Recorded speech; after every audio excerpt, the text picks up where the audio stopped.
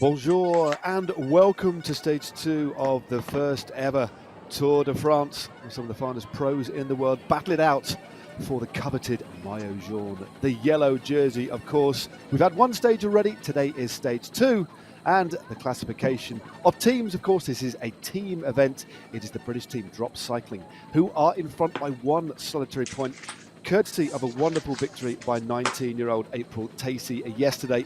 It was an absolutely spectacular race.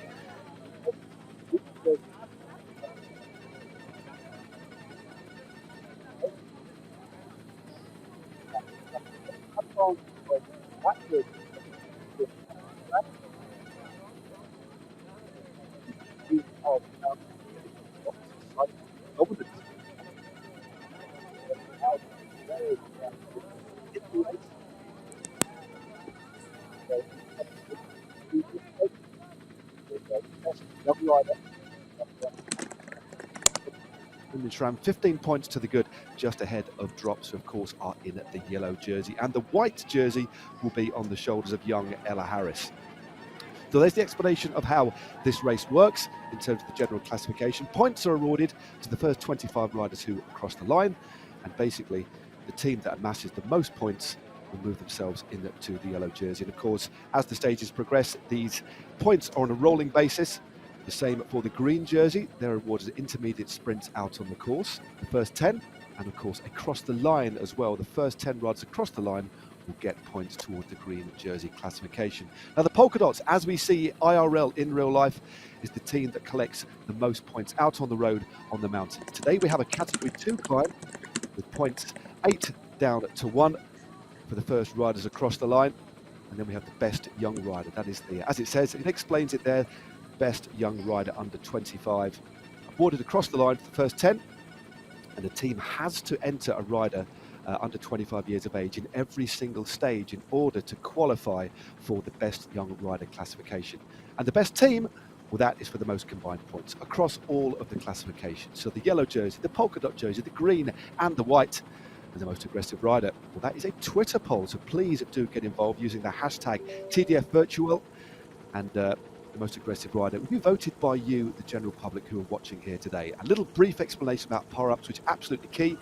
These are awarded out on the course randomly to riders, and these will offer a big benefit, and we'll explain those in a little bit more detail once we get underway. Now today's stage, it is called the Watopia mountain route, 29.5 kilometers as we roll through the teams. Team Tipco, Canyon SRAM, CCC Live, and Evander Breggen there riding for Bolsdom, the Olympic road champion. They have Team 2020 Rally Cycling, Drops, of course, in the jersey. Watch out for Cecile Ludwig from Team FDJ, her first appearance. Team Sunweb there as well. Arkea, Ale Cipollini, and then Park Hotel Valkenburg. We have 16 teams in this particular field today, 62 riders in total, and this is what they face. A very, very difficult route, highlighted of course by the climb in the middle. As you can see, it's only a second cat climb, but believe you me, it is not very easy at all. It is the epic KOM, 9.5 kilometers at 4% gradient, and then they climb to the radio tower, which is a brutal. Down the other side, there's a hotspot sprint with about 2 kilometers to go, and then they finish. It's time for a little bit before I introduce my co-commentator. Time for a bit of radio talk. France virtuelle femmes. La course est actuellement lancée dans le monde de Watopia. 29,5 km à parcourir aujourd'hui pour les concurrentes représentant 16 équipes. Hello and welcome on Radio Tour for stage 2 of the Ladies Virtual Tour de France. The race is currently underway, set in the world of Watopia. 29.5 kilometers of racing today for the riders representing 16 teams. Well, there we go. That was the voice of Radio Tour, Mr. Seb Piquet, who does that job in real life. And in real life, alongside me, well, in the virtual world, is again to take us through the race today is Hannah Walker. Hannah, welcome back to, well, stage 2. Yesterday was absolutely astonishing. It's an amazing reception we've got from the general public who are watching. This is something really special, and stage 2, this is going to be action-packed, a very, very different proposition than yesterday. Yeah, it certainly is. And what a way to kick off yesterday. I mean, it was just action packed, fireworks all the time. There was never really any let up in the race. And, it was. Something exciting was happening all the time. Surprise winner at the end with April Tacey, but nonetheless, nothing to take away from it. Fabulous result for her and drops. I mean, April Tacey, only 19 years of age, the British rider, as we see her teammate here, Elise Olsen of Norway, drops another 19-year-old rider. So fielding a very young team here, drops, and yeah, they're certainly taking it to the big teams, Matt. They certainly are. And of course, Elsie Marie Olsen there, looking pretty comfortable at the moment. This is the earliest stages of this stage. She is clad in the maillot jaune. The first time, and we're making history here. This is the first time the Tour de France has ever had a virtual edition here on Zwift. We are making history. Of course, there have been conditions that have led to this. Normally, we would be watching, all of us would be out on the roads watching on our television sets the Tour de France unfold, either in the Pyrenees, the Alps, or in southern France. But instead, we're here in Watopia, watching some of the finest men and women in the world battle it out for that coveted jersey. And there she is. So just a brief explanation why Elsie Olsen is actually wearing this jersey. Her teammates won it yesterday, and Elsie Olsen didn't actually ride, but teams can field different riders in each race, and there's 6 stages for the women, the same as the men, and the riders can only actually ride 4 stages out of the 6. In the men's, they can actually ride 3 out of the 6. So we could see the jerseys move around to different teammates from day to day, depending on the permutation. So just a quick reminder of who's in what today before we head out to the big climb of the day. The best rider, well, the green jerseys on the shoulders of former British road champion Hannah Barnes. It looks like that is actually Hannah Barnes. That's not Alice Barnes. Alice Barnes, of course, the road champion, but Hannah Barnes.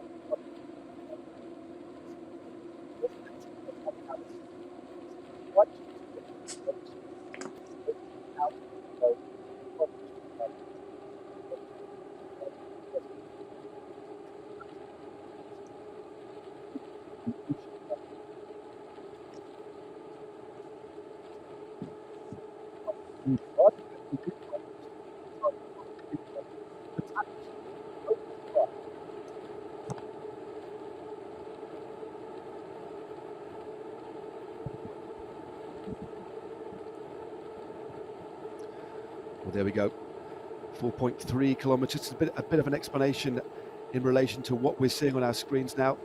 We've got the list of riders, the first 10 riders rotating on the right-hand side. So Malchotti is just on the front there at the moment. They're all together. You can just see their power to weight ratio, 6.4 watts a kilo as we hit the lower slopes of this climb. And obviously the checkered flag in the centre of your screen, that denotes a 25 k's to go as we move us to Joss Loudon. She is the rider wearing the virtual polka dot jersey for Team Drops. They had a superb ride yesterday. And there she is, just setting that early rhythm on the lower slopes of the climb. It's a very, very difficult climb. Pitches up early on, then flattens out. And then the average gradient for the climb itself is around 4% for 9.5 kilometres. And then there is a real virtual sting in the tail, because the final haul to the very, very top is up to the radio tower, which is 1.1 k's at 13.7%. So very, very difficult climb for these riders. Yeah, Joss Loudon had a fantastic ride yesterday, picking up lots of points in the Queen of the Mountains classification. You can just see her there with the polka dot jersey on her shoulders. She'll be looking to try and take more points today at the top of the Epic KOM. Get a little glance of Ella Harris, the New Zealander riding for Canyon SRAM. She's got the white jersey on her shoulders, and it's actually 1 a.m. in New Zealand right now, so nothing like a bit of midnight, through the night racing. And saw she had a little her actual sleep during the day, so straight after lunch went to bed, caught up on some sleep, and she's back up now. Had a big bowl of porridge and back to Zwift racing at 1 a.m. Indeed. Well, Ella Harris, a regular to racing on Zwift. The Canyon SRAM team do a lot of racing on the Zwift platform. They do understand the nuances of the racing. And Ella Harris, a very, very good climber and a winner of the Zwift Academy as well. If you don't know what the Zwift Academy is, it's basically something that Zwift set up a few years ago. There are rounds where riders would ride on the platform, their fitness would be assessed, But the reward for the best rider at the end of the Zwift Academy would be a contract with the Canyon SRAM team, and she was the recipient of a contract after winning a couple of years ago, and has really made her mark in the pro scene, and is one of the finest climbers out there. And there she is, dark outside Ella Harris.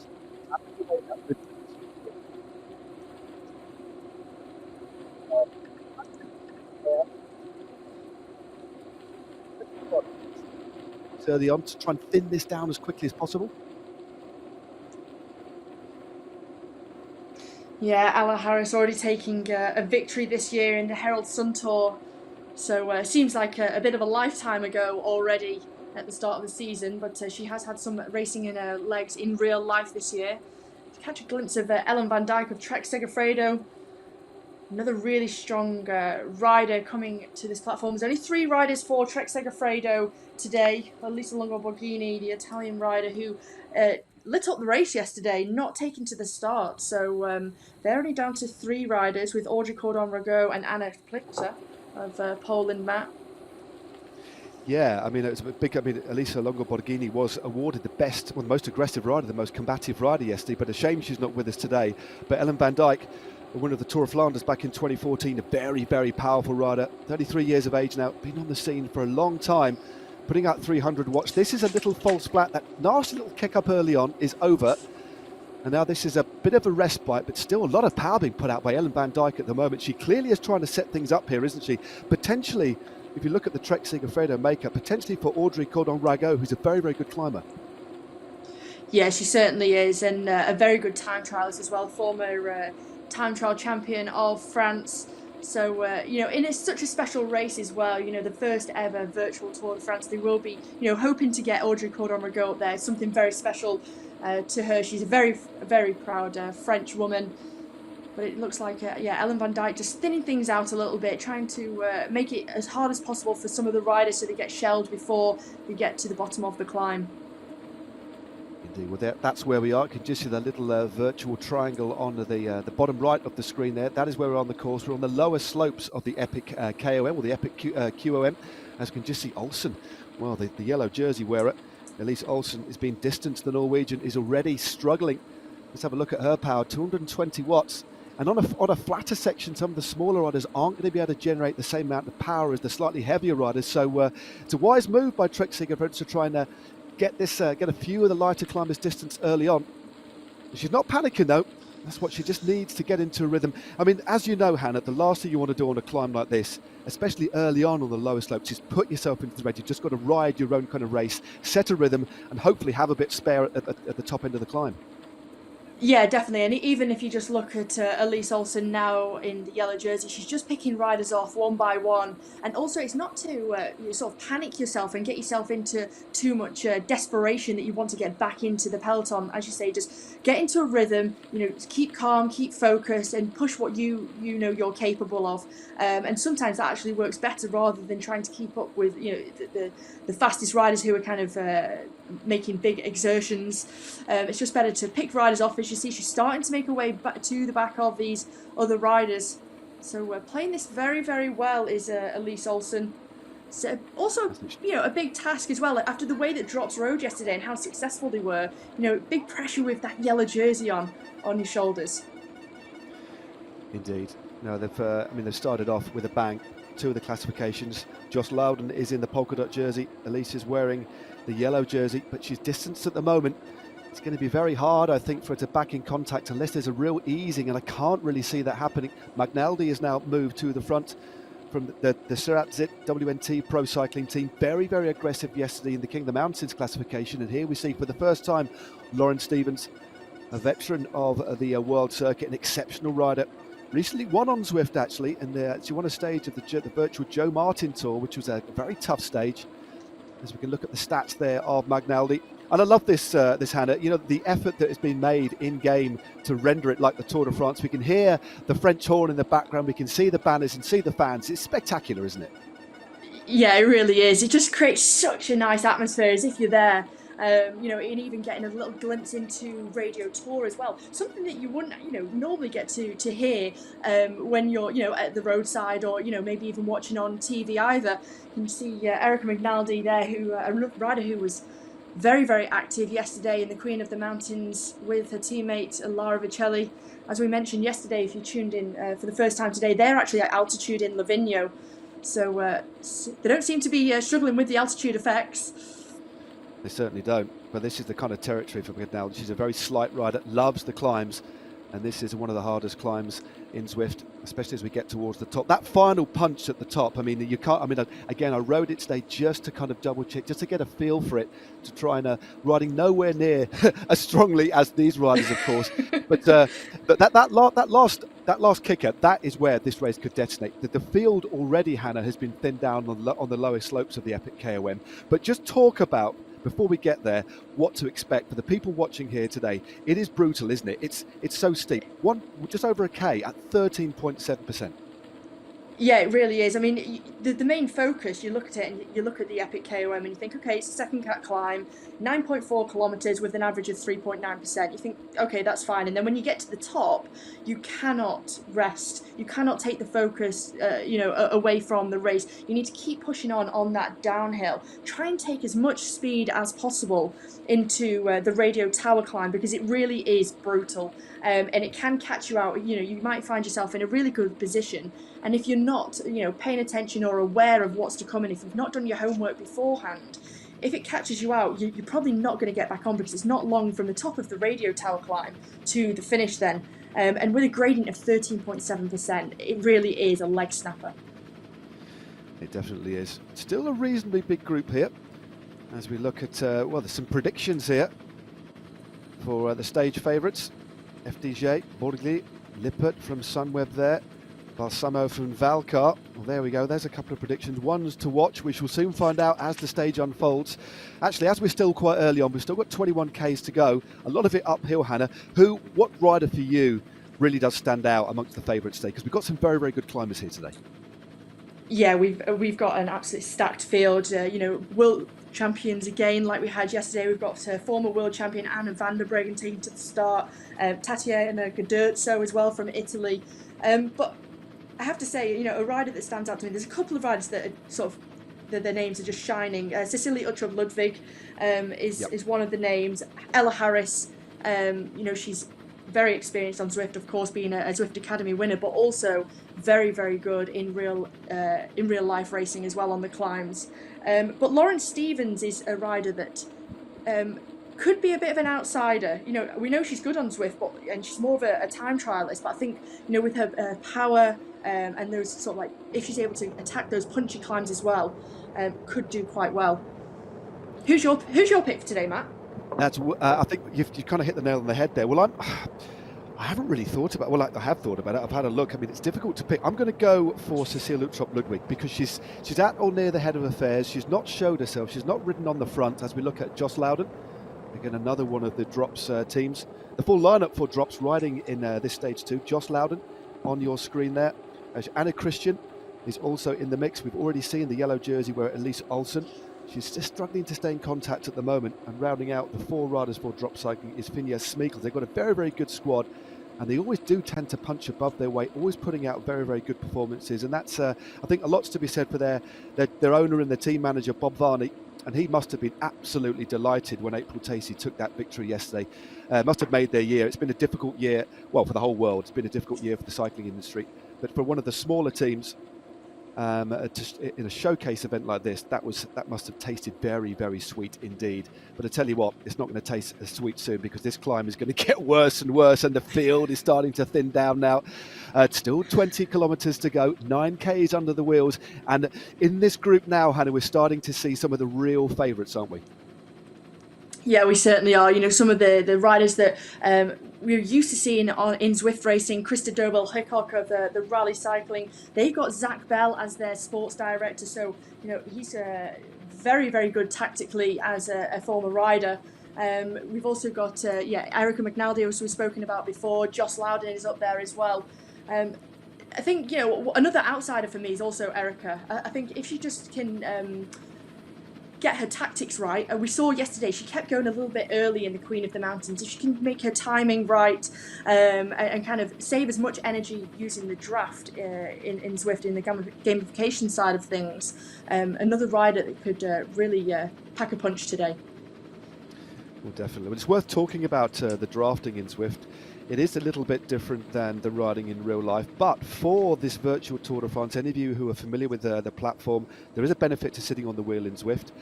You do get a bit of rest. It's about a 20 to 30% saving, but for this virtual Tour de France, because it's being ridden by pros who primarily ride in real life out on the open road, the engineers at Zwift have just tweaked a little bit with the algorithm to make it just a little bit more like riding in real life, so it's more familiar to the riders. Because let's face it, a lot of the riders here have raced on Zwift a lot, but there's a few who will be experiencing it for the very, very first time.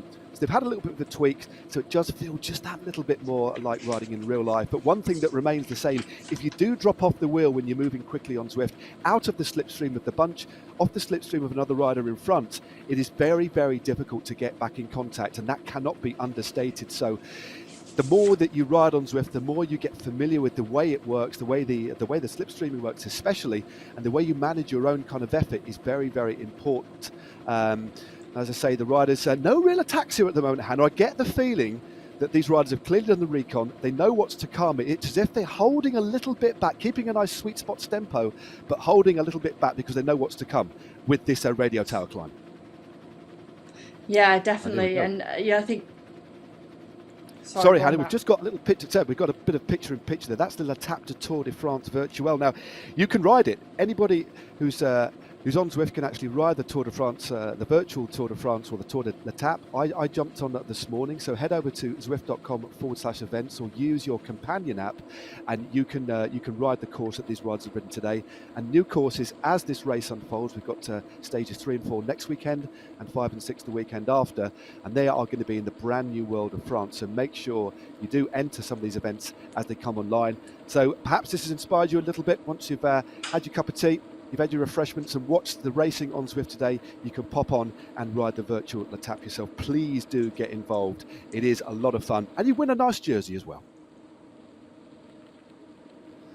So we have 10.4 Ks under the wheels. This is stage 2. A reminder a little bit about the way this works from a team perspective. The yellow jersey goes to the team whose riders have amassed the most points at the finish line. Not working it out on time like we do in real life. It's all about points. 50 points to the first rider that crossed the line. 1 point for the rider in 25th position. So the more riders you get higher up the field, the more points you can accumulate. And this is on a rolling basis all the way through to Paris on stage 6. And the team in pole position at the moment are Team Drops from the United Kingdom. Really riding well. Team Tipco are in second position, but only 1 point behind. So it's very, very finely balanced at the top, isn't it, Anna? Yeah, it is. It's so close in the points, isn't it? And but with Elise Olsen just being distance on this climb, does mean that Drops will lose out on a lot of points at the finish. We've still got a few of the riders from Tipco up there. Lauren Stevens, Sarah Gigante. Kristen Faulkner was very active yesterday. She's still in this group, and this group really has whittled down. Only 18 riders left in this front group now. A couple of riders just off the back, Katie Hall notably, and Anna Henderson only 1 second off the back. They'll need to try and dig deep to get back into the wheels and get the draft benefit. So we see 8% of gradient now. Really is kicking up. It certainly is. This is that section through the tunnels there was one of the steepest parts of this particular part of the climb. The average gradient, again, only 4%, because now we're heading into a section that I like to call the rollers. There's actually a couple of opportunities to rest here, or a little bit. You can just see the riders picking up a little bit of speed here. 41 Ks an hour, 50 Ks an hour, and there's a series of rolling sections before the road kicks up again. And it won't be too long before we can actually see the looming radio tower. And that comes in about 1,500 metres time. But it's still a sizable group. All of the big names that you'd expect are in the mix. Ella Harris is there. Kirsten Faulkner, as you mentioned. We've got Heidi Francis there. Katie Hall, Erica Magnaldi on the screen there. Looking pretty comfortable at the moment. But I do think that we're going to see some fireworks once we hit that climb. Here's another little one of these kickers. This is a section of road. Although there are opportunities to rest on it, you still need to lean on the power. This is another little nasty steep section. It is like a roller coaster, this particular bit of the climb, isn't it? Yeah, it really is, and it is. You do have the opportunity to take the gas off and just freewheel on those downhill sections. But as you say, you need to make sure that you're aware, you're attentive to when these little rollers and the kickers come up. It's kind of attack the punchy climbs, I would say, just to get yourself rolling over them. And as you see now, the next roller coaster is going back down. Another opportunity just to get a bit of recuperation. See Ella Harris again on screen there. You just see the difference in cadence, so it's constantly up and down, pushing those It's big gears. making me feel a little bit. It's making me feel a little bit seasick. Sort of rolling up and down. Ella Harris there, tapping away that rhythm. In the middle of the night, fair play. And this is the wonderful thing about riding on Zwift. All of these riders, and when you look at this whole operation, I mean, it really is a celebration. Coming together of the Zwift virtual platform, the Tour de France, the iconic Tour de France, the biggest sporting event in the world in these very difficult times. And logistically, it's been such a challenge to pull this together. But thanks so much for all of your really positive feedback about what we're doing. It is an absolute pleasure to be involved. But when you think about it, we're all working remotely here. All of these riders are at their own homes. A couple of the teams are on training camps, but the Zwift platform and Tour de France have brought this together for a celebration of what we normally do see in July. And we've seen some great racing so far, and still a long way to go in this inaugural virtual Tour de France. There is the shot of Ella Harris, and this group has whittled down. There are about 15 riders in there. Lauren Stevens is there in the mix, Sarah Gigante, all riding at about 4 watts a kilo. So this isn't easy at all, but it is a pace that they can definitely manage. But it won't be long now before we actually swing a left onto the climb. There's 2 ways up this climb, actually. You can come in the other direction. That is where they'll be descending. So this is a way that they will be familiar with. All of these riders will have done the recon and their homework. And importantly as well, and we've not touched on this yet, Hannah, they'll be communicating as well. All of these teams will be speaking on Discord or WhatsApp. They'll have each other in their ears as well as their managers, because that's so crucial, isn't it? Yeah, they will. So, their sports directors have the opportunity to almost be in the virtual team car. And, they can be watching what the riders are doing, see inside the race real time, and, give the riders a little bit of feedback. You might be saying that this person who you need to try and beat or get some points on, this rider on this team, sort of give them inside tactics as you would in the real life. So it's no different, but it also means that riders amongst themselves can communicate, as you said, like via Discord or WhatsApp or other communication methods. And just to speak about the tactics on the road, I mean, it's like in real life. You can go into a race with your game plan, your tactics, but things do change whilst you're on the road as well. So it's been able to be change the plan if it needs to, between the riders and the sports director. That's it. The dynamic management, decision making out on the road and in real life. Well, here we go. A couple of splits happening now. McNaldy again. She was so aggressive. Yes, he has decided to press on a little bit. She hasn't gone too early here, but the bunch here, well, what's left of the bunch, only about 15 riders left in contention this in stage 2. It's stringing out. They'll be swinging a left very shortly, heading up to the radio tower. And again, here's the stats. I'm going to remind you again because it is absolutely brutal. 1.1 kilometres, it's about 0.7 of a mile at 13.7%. It is very difficult indeed. This is the epic KOM. They're just going to roll across the banner now. I think a couple of the riders have maybe gone a little bit too early. Cecile Lugrid and McNaldy there putting out some big power before this left-hand turn. And great to see Joss Loudon there as well. She's riding exceptionally well for Team Drop. She's going to score some points too. And there we go. They've just crossed the Queen of the Mountains there, but it is not over. There's a little bit of respite. There's about 250 metres of false flat to downhill, and then they will commence the radio tower climb. But look at the face there of McNaldy for the first time, Hannah, showing some distress. Yeah, this is incredible. Just we've got a little 3 riders split now with Joss Loudon, Cecilie Uttrup-Ludwig and Erica McNaldy. But this is the first time that McNaldy started to rock and roll. You can see the pain on her face. They have a little bit more of a descent, a little bit of recovery before they need to kick up onto this radio tower climb. And this is really where the legs start to scream. You can see a McNaldy pushing up the gears there, out the saddle. And now we've started to form a 4-rider breakaway. Ella Harris is the other rider that has joined there for Canyon SRAM. She's got the white jersey on her shoulders to denote the young rider. Oh, this is going to be a screamer to the top. It certainly is. You can just see this is the action replay of the points on offer. at the Epic QOM, sponsored by E. Leclerc, the big famous supermarket chain. Look at the crowd going absolutely wild up the side of the road there. Some of them don't think they have enough clothes on because it is a bit colder this high up. Of course, it drops about a degree for every 100 metres of altitude, so maybe they need to get some parkas on. But nonetheless, they're keeping themselves warm by cheering on these riders.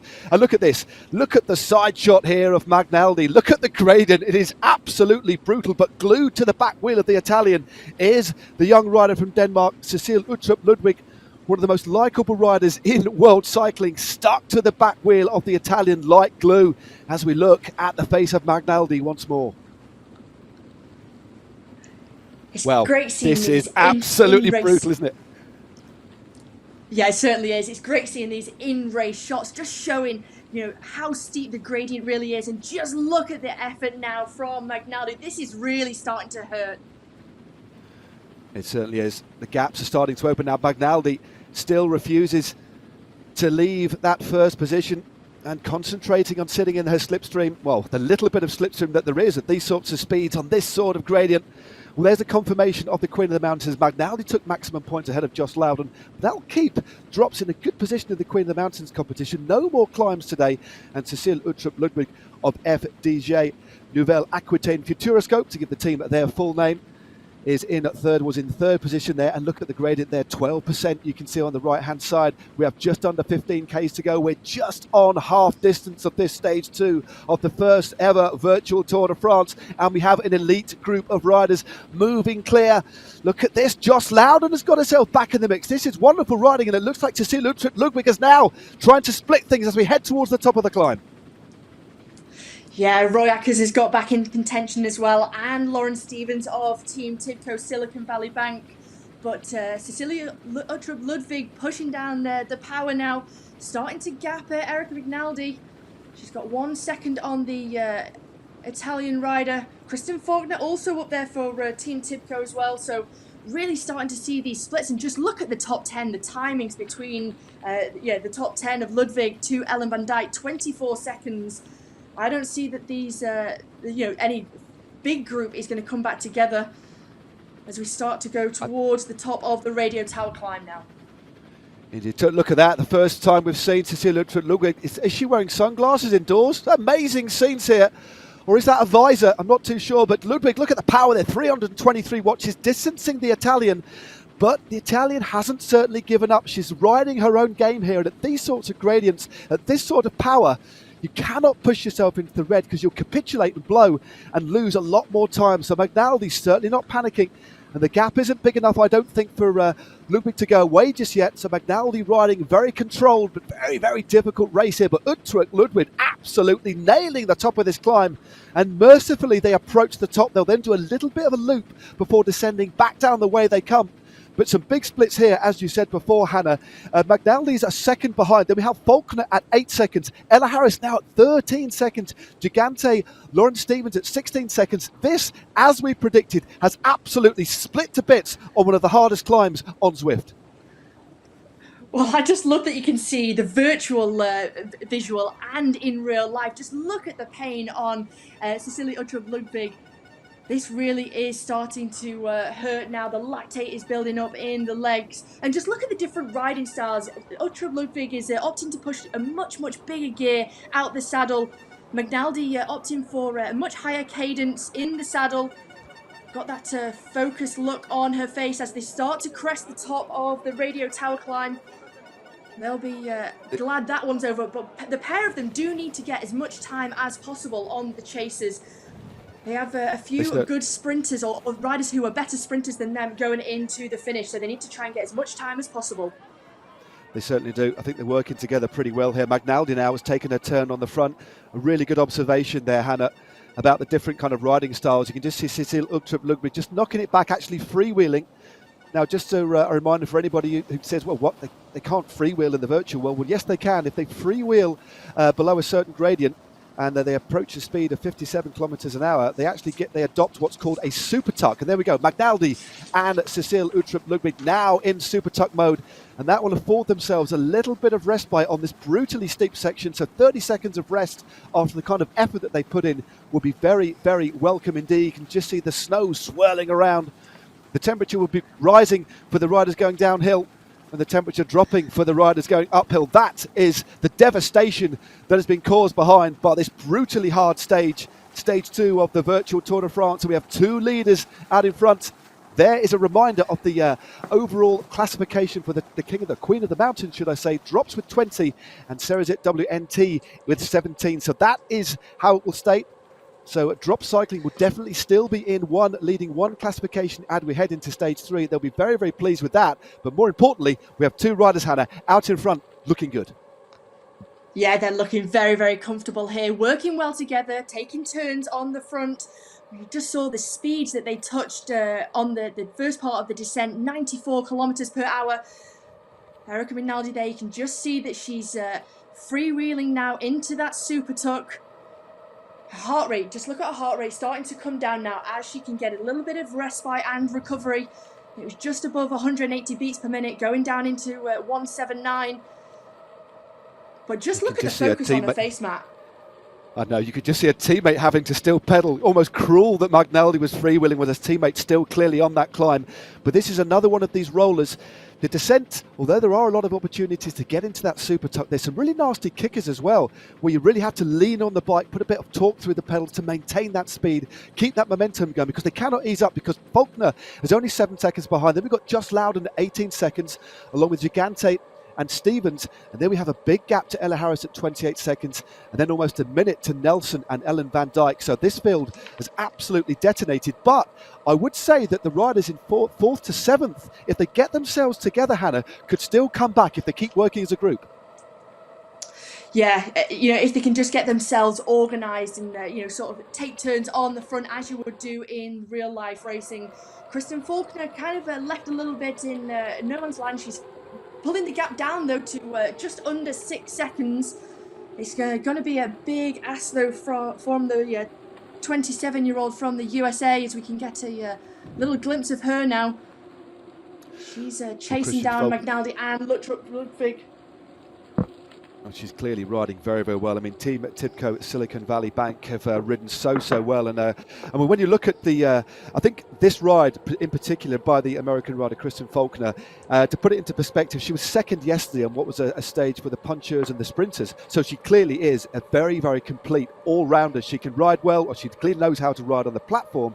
But the fact that she can sprint and climb, she's going to be very, very dangerous. If she gets back into contention and just sits in the wheels a bit, you'd think that she'd have the better finish out of the 2 sort of more pure climbers out in front.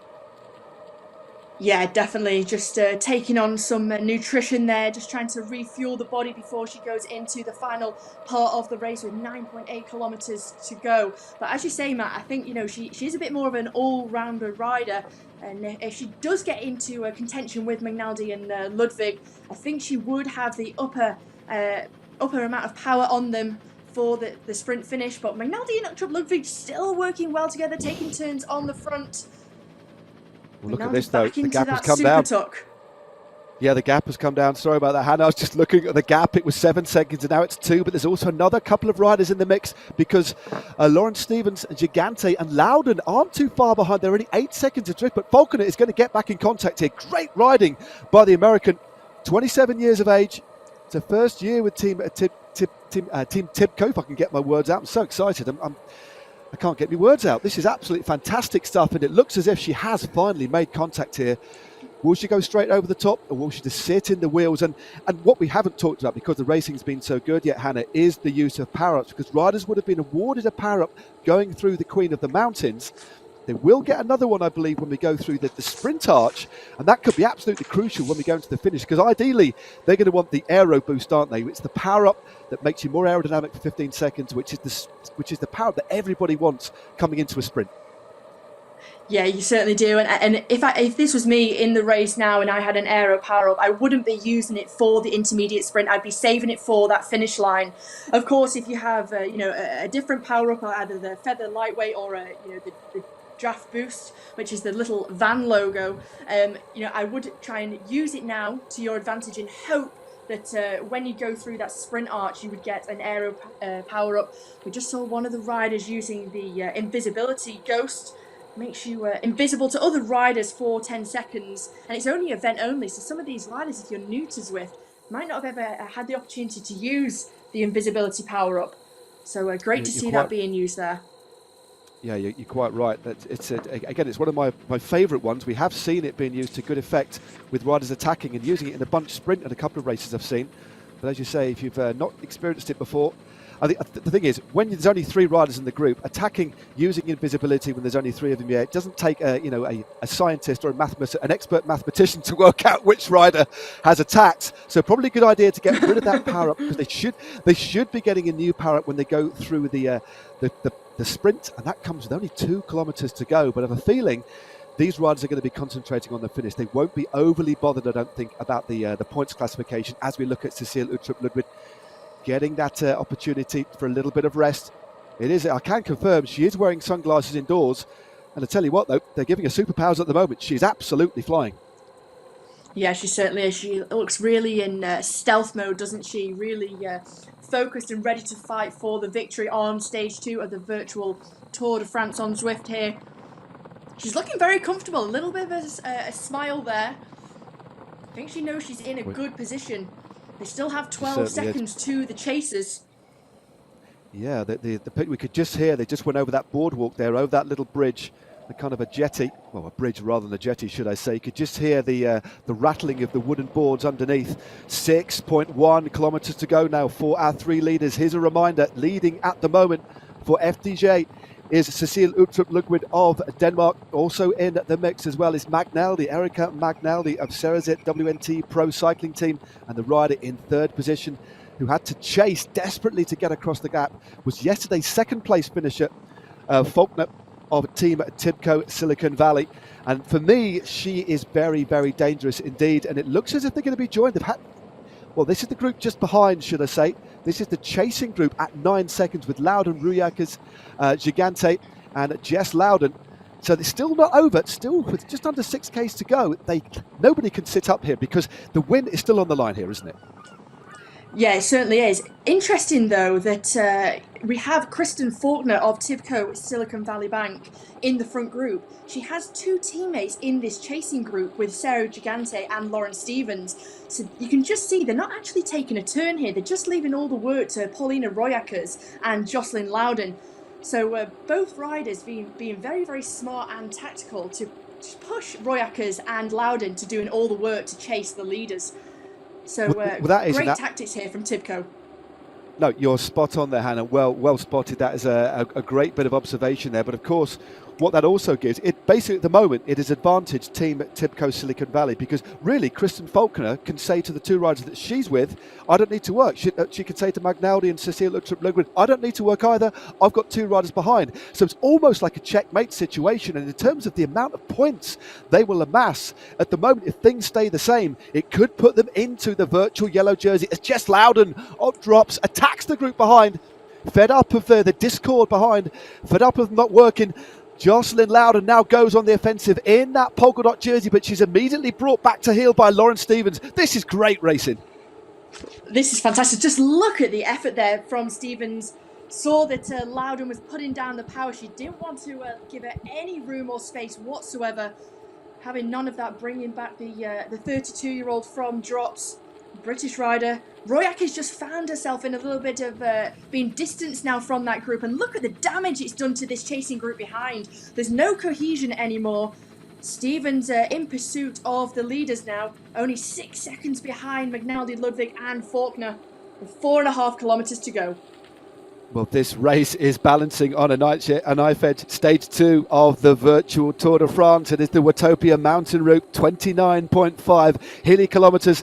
They've already climbed 680 metres of elevation in total. And the group out in front, they're about to be joined by Joss Loudon. There it is. It's all coming together in the last 4 kilometres of stage 2. Still all to play for, but the team with the upper hand, without a shadow of a doubt, is Team Tibco Valley. Lauren Stevens, Sarah Gigante, Kristen Faulkner, all in this front group at the moment. They have ridden superbly. And we've got a little bit of a climb to come as well. It's not all flat to the run in here, is it? We've got that intermediate sprint. Then there's a nasty little kicker that takes us into the S's before that drag to the line. Yeah, certainly is. And even just this little section of road, it's starting to drag up. And, if your legs are already, full of lactate and they're burning, your lungs are burning, it really does make it hard as we start to see some of the average watts. McNaldy there with the highest average watts on the climb, the epic KOM of 5.3 watts per kilogram. I mean, that really is sensational. Olsen, though, with the yellow jersey, also up there with just over 4.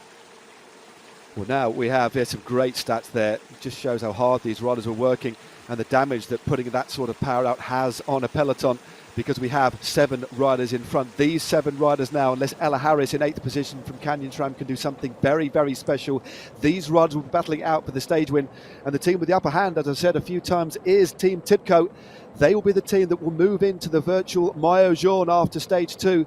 But the big question is who will take the stage win, because now the other riders, now the flip side of having numerical dominance in the front group is that the other riders will look to you to do the pacemaking. Yeah, they certainly will. But what it does mean that, will we start to see some riders attacking from Tibco? It will force the rider Pauline Rayakas from CCC Liv, Cecilia Uttrup Ludwig from FDJ, and Erica McNaldy from Sarah Tizet WNT Pro Cycling to chase. Then it means that they can counterattack and just keep 1-2ing each other all the way to the finish. And don't forget, we've got this sprint coming up very, very shortly. So how is that going to play effect? That certainly is. Well, here is the sprint coming up. And they have battled it out. Looks like Cecilia Ludwig is going to take that one. Again, that will affect the green jersey competition. And remember, the team jersey competition, or the team classification, should I say, another very, very important classification within this race, because it's the most accumulated points across all of the classifications. And there she is again, the rider from Denmark, always smiling, but looking, well, the most serious I've ever seen her. She's stamping on the pedals now. Looks like Cecile Uttrup Ludwig is making a move. This is the climb we talked about. She's dropping a burrito as well. The burrito means she's undraftable for 10 seconds. That's the power up she's had. That's what she's used. Great move here, Hannah. Yeah, this is a fantastic move. Just look at the effort being put out by Cecilia Uttrup Ludwig. 8.7 watts per kilo right now. She's Erica McNaldy's the rider chasing her. Can she get on terms? The 2 riders have put in a second into the riders behind them. So left Kristen Faulkner of Tibco Silicon Valley Bank to chase. And that little move from the Danish rider has come to nothing, Matt. It certainly has. It was a good attack, though. And there we go. That was the sprint before. That was the only intermediate sprint of the day. Ludwig took that from Loudon, from McNaldy, from Ruyakers, from Gigante. But with 1.7 Ks to go, there is 5 riders in the middle. I think we've actually lost Gigante and Ruyakers. They've got a lot of work to do. They're at 3 and 4 seconds. And another attack straight over the top from Joss Loudon. Drops are having a superb virtual Tour de France on the offensive here.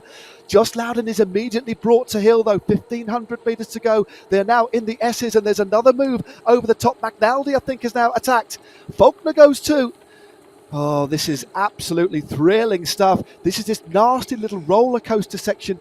Difficult to find your rhythm. You've got to really be attentive as we head towards the last kilometre here, Hannah. Yeah, well, just look how smooth and focused that Kristen Faulkner is. She doesn't look phased at all. Her heart rate of 170 beats per minute, pushing 470 watts as you start to see the Flamme Rouge now. It's McNaldy leading, and it's Kristen Faulkner and Joss Loudon who are able to make use of the draft of McNaldy. Just 3 riders now with a slight gap as Stevens gets back in touch. Well, Stevens has just got back on. Ludwig also there. Cecilia Ludwig is just at the back now. And now while they're going to open the door by easing off here, we're into the finishing straight. This is around, as you can see, 700 metres to go. It's pretty much, there's a little bit of a left-hand curve, a wonderful heli shot here. We're coming into the closing metres of stage 2 of the virtual Tour de France. 29.5 Ks over some mountainous terrain on Watopia, and we have 5 riders out in front. McNaldy, Loudon, Faulkner, Stevens, and Cecile Uttrup Ludwig with Ruyakers and Gigante breathing down their neck. But I think with only 400 metres to go, it's going to be one of these 5 riders who has got the ideal power-up, who has got the punch left to take victory here. It's a slight drag to the line. 300 metres to go now. Look at this. McNaldy digs deep. Absolutely flying here. Look at the power that's been dropped. Joss Loudon is in the lead, though. It is Joss Loudon. Loudon from McNaldy. Ludwig in third. Who's going to take this one? It looks like it's Loudon. Loudon just in front. Or is it Stevens? We'll just get confirmation of that I think it was Lauren Stevens who took it on the line for Team Tipco Silicon Valley Bank. An absolutely superb finish here in Watopia for stage 2 of the virtual Tour de France. Breathless stuff. Wow, what an exciting finale that was. Brilliant stuff from Loudon. Stevens, just look at the effort from Magnaldi there. She was the rider who opened up that sprint. Provisionally, to me, it looked like she came third, but she says finished. That really did take it out of her. But what an exciting finale that was. That was amazing. Difficult to call that sprint. It was so tight at the end, but we'll get confirmation. But we do believe that Lauren Stevens, the American, 33 years of age, she knows how to win on Zwift. She only won a few weeks ago. She takes the win as we look at the warm down of Magnaldi. Superb effort for her to take third place on the day. Josh Loudon, another great ride by Team Drops there. Cecile Uttrup Ludwig in fourth place. And there we go. That is Lauren Stevens. She wears number 1, and she is number 1 today on the roads of Watopia. I tell you what, Hannah, this racing is just getting better and better. It seems like we're lots of stages in, not only stage 2. What a fantastic advert for cycling, women's sport, and Zwift as a platform. Superb stuff. It's great, isn't it? I'm loving it. And, you know, what a way to do the first ever women's Tour de France in the virtual world. It's so great. Brilliant racing so far, and it's been so close as well. Lots of different teams, from the World Tour teams to the women's continental teams, and a great variety of riders as well, and all in different countries as well, doing it from their homes. I'm loving the crowds here. Great support. It is a lot of great support from the crowds here. Look at the power-ups that have been dropped. It looks like everybody had that aero boost, and there it was. Stevens was the first rider indeed to cross the line, but a very close finish indeed. Not much in it. You could just see the polka dot jersey cruising home there in second place.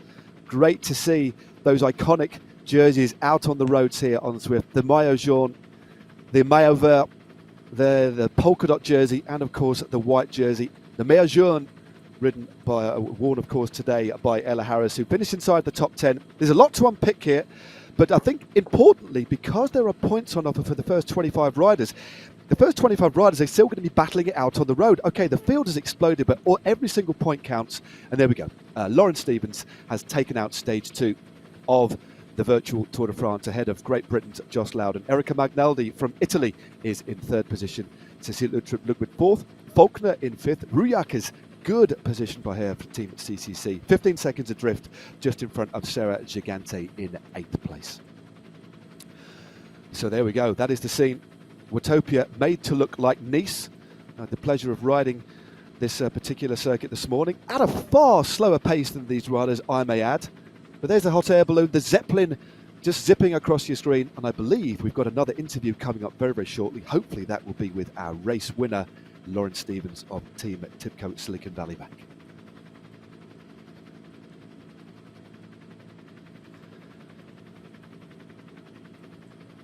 Well, that interview should be coming with us very shortly.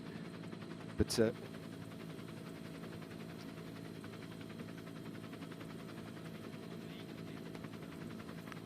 Lauren, very many congratulations on an absolutely stunning win on the second stage of the virtual Tour de France for women. Summarise your feelings after what looked like a brutal stage. Yeah, it was an exciting win today. I've been racing on Zwift for the past couple months, and to win a race this big was very exciting. Talk about the climb then. That looked very difficult, and you were climbing with the top climbers in the world. I mean, you've got riders like Cecilia Uttrup Ludwig, who is, as we know, a renowned climber. How hard was it just to stay there in the wheels? Oh, the epic climb was a hard climb in itself, and to be followed by the radio tower. I was actually gapped off into a group of 4 just off the back of the leaders until about 3K to go. So the climb was... I didn't quite have it, but we came back on the flats. Yeah, you came back on the flats, and it looked to me like you used a power-up in the last few meters. Is that right? Yes, I got the aero power-up at the last sprint line, and I engaged that power-up to use for the final. So very well done on the tactics. Now, of course, the team is looking for the maillot jaune, the yellow jersey. You also had your teammate Kristen Faulkner in the group. Do you think the team can get the yellow jersey now? Yeah, I think we'll be in the yellow. We had Sarah just behind also, so we had 3 in the top 10. So I think that should move us into the yellow for stage 3. Well, very well done indeed, Lauren. Congratulations, the winner of stage 2 of the virtual Tour de France. Enjoy the victory. Thank you very much. Thank you. Lauren Stevens then, the winner of stage 2 of the virtual Tour de France. So you can see, if you're getting used now to this simulated bike racing, this virtual racing, just how important that use of the power-up is. She waited, she picked up the power-up on the final archway, the sprint point. She had the aero power-up, which makes you more aerodynamic for 15 seconds. I think 3 riders in that group had that power-up. You noticed that Cecilia Uttrup-Ludwig used the breakaway power-up on the run-in, and I think it might well have been more useful in the last few hundred meters if she just kept hold of it and then engaged it in the last few meters. She may well have won that stage, but Lauren knows Zwift very well, so she played it to good effect, and she did so well coming back. Here's the classification of the Maillot Jaune of the Tour de France Virtuelle. The Team Tibco now at the top of the leaderboard with 170 points. So Team Tibco will take the yellow jersey. Drops will be in second place. In third place will be Canyon Schramm. Fourth place then will be Bowles Dolmans. So Team Tibco, Silicon Valley Bank into the yellow jersey as the leaders of the virtual Tour de France for women.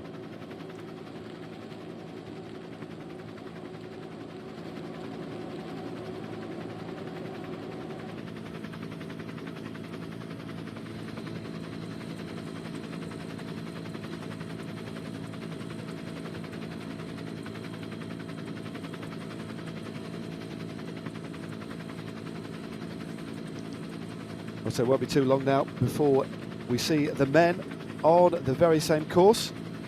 We have around 10 minutes before the men start their race. But that really was a superb stage 2. The women putting on an absolutely spectacular show in a tough race there. But again, it was Lauren Stevens who took the victory, sharing the spoils with her teammates, and that victory and the performance of the rest of the team, finishing very highly up the rankings. A real well-balanced team, strong in depth, means that they now lead. They have a considerable lead over the rest of the teams, and they'll be able to take that into stage 3, which you can see in a week's time as we move on to the roads of France.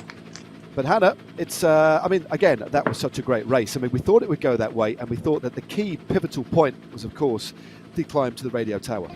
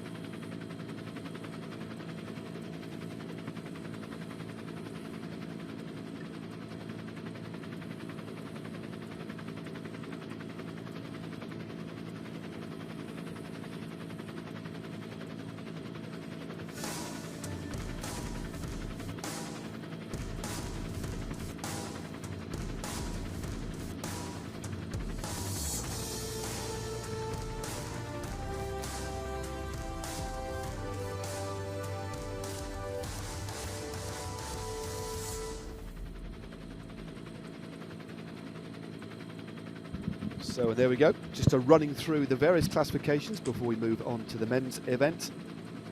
Queen of the Mountains still on the shoulders of the team Drops. After only one climb today. You can see got some big climbs to come over the next week or so. And there is the best young rider competition. Drops again, leading that competition now with 10 points. Of 2020 Show Air, Canyon Schramm, another very consistent performance by them in third position.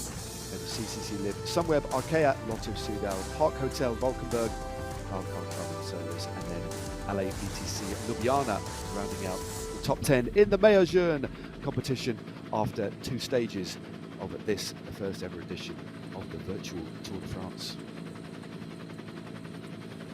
So a breathless bit of racing there, Hannah. I mean, in a few minutes' time, in about 7 minutes, in fact, we move on to the men's. But absolutely spectacular stuff. I mean, it just keeps getting better and better. Yeah, it really does. And I think just looking at that finish there, we always knew that the climb was going to be pivotal. But just seeing the action of, the 2 groups coming back together, the chasers catching the leaders, and then just seeing the power-ups and how they made a difference in that finale.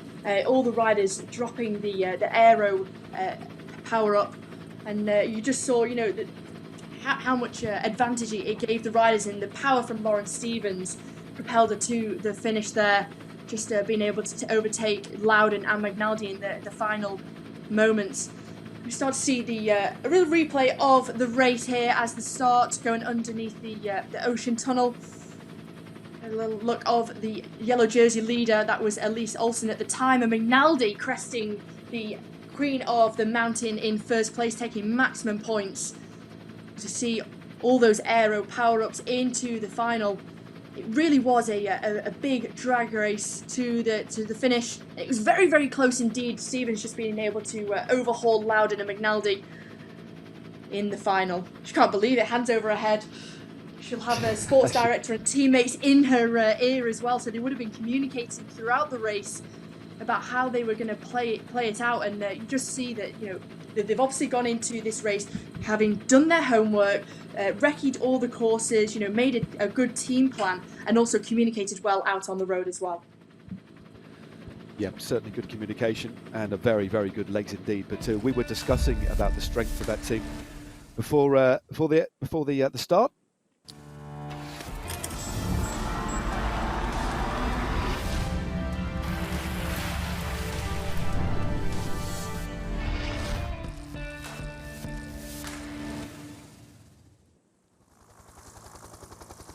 Well, welcome to stage 2. Welcome and bonjour to stage 2 of the first ever edition of the virtual Tour de France here on Zwift. We've had the women race stage 2, and that was a breathless race, and now it is the turn of the men. They had a race yesterday that was, again, a very tight affair, and that is the situation at the top of the rankings. Leading at the moment is NTT Pro Cycling. After a wonderful victory by Ryan Gibbons yesterday, took the bunch sprint, and a very, very exciting race indeed. So it is NTT who lead both classifications actually. They lead the green jersey classification as well as the yellow. And there we go, right on cue, NTT leading the green jersey ahead of Mitchelton Scott. 70 points to the good, so 18 points clear of the Australian outfit. So the rider that will be wearing the green jersey today is the South African Stefan de Bod for NTT. We move on to the King of the Mountains classification. It's Alpecin Felix who lead that. A very solid lead indeed.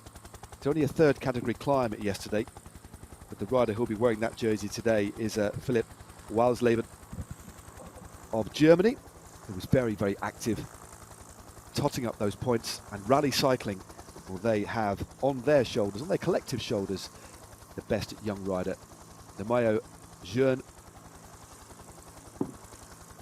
for the best rider under 25 years of age.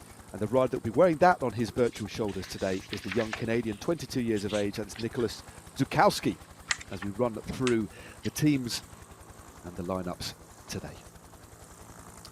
Rigoberto ran there, Mike Woods on the comeback trail from injury. Arkea have Connor Swift and Dea Quintana. Connor Swift replacing Nara Quintana, who we wish all the best to, who was injured the other day. We have Groupama, Israel, Startup Nation. Watch out for Ovet and Piccoli in particular. Cofidis, Circus, Wanty, CCC, Sprandy, Geschke and Bevin, I think are the bets for that team. Bahrain, McLaren, watch out for Walt Poles. This is a course that will suit him. Lou Menkes, Ben O'Connor for NTT. Giulio Ciccone, the Italian climber. He will like this sort of terrain, as will Thijs Benoot of Sunweb. Zukowski will be in white. Tomiota Slagter, the man to watch for B&B Hotels, Vital Concept. And the man to watch out for Astana, I would suggest, could be Manuele Boaro And there is the profile of today's race. It's a tough one. It is the Watopia mountain route. Total distance of 29.5 kilometers, 682 meters of elevation. But the epic KOM, where that number 2 was, the second category climb, but just after the epic KOM where the points are scored, there is a further climb to the radio tower, which is an absolute brute. It is a virtual sting in the tail. It is 1.1 kilometers long, but with an average gradient of, get this, 13.7%. So that equates to around 3 minutes of absolute hell. And just under 2 minutes to go before the riders leave the pens here. They'll be returning in around 45 to 50 minutes time. But alongside me for the ride, for hopefully what will be another breathless ride, especially after that wonderful race we had in the women's race, is Hannah Walker. Hannah, great race by the women. I'm expecting something similar from the men, because this is a very testing course, something completely different to what we saw yesterday. Oh, yeah, certainly very, very different. Hold it right there. Sorry to cut across. I believe we've got Radio Tour coming in. We'll speak to you in a bit, Hannah.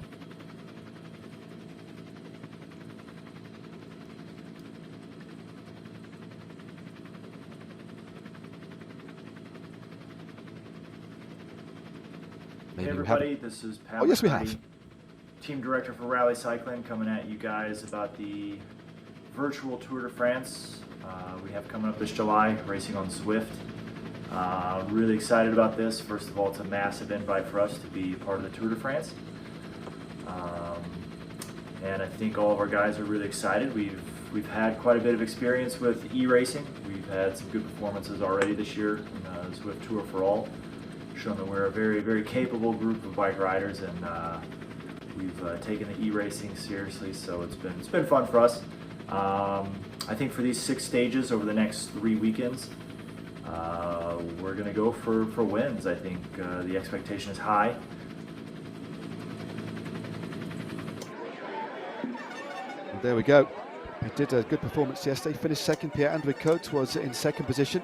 Just a few moments now. 10 seconds to go before we see the riders rolling out, and in the yellow jersey is Louis Meintjes, of course. It was Ryan Gibbons who took the stage. He's a sprinter. He's not riding today, so Louis Meintjes is wearing that jersey, and expect a very, very fast start indeed.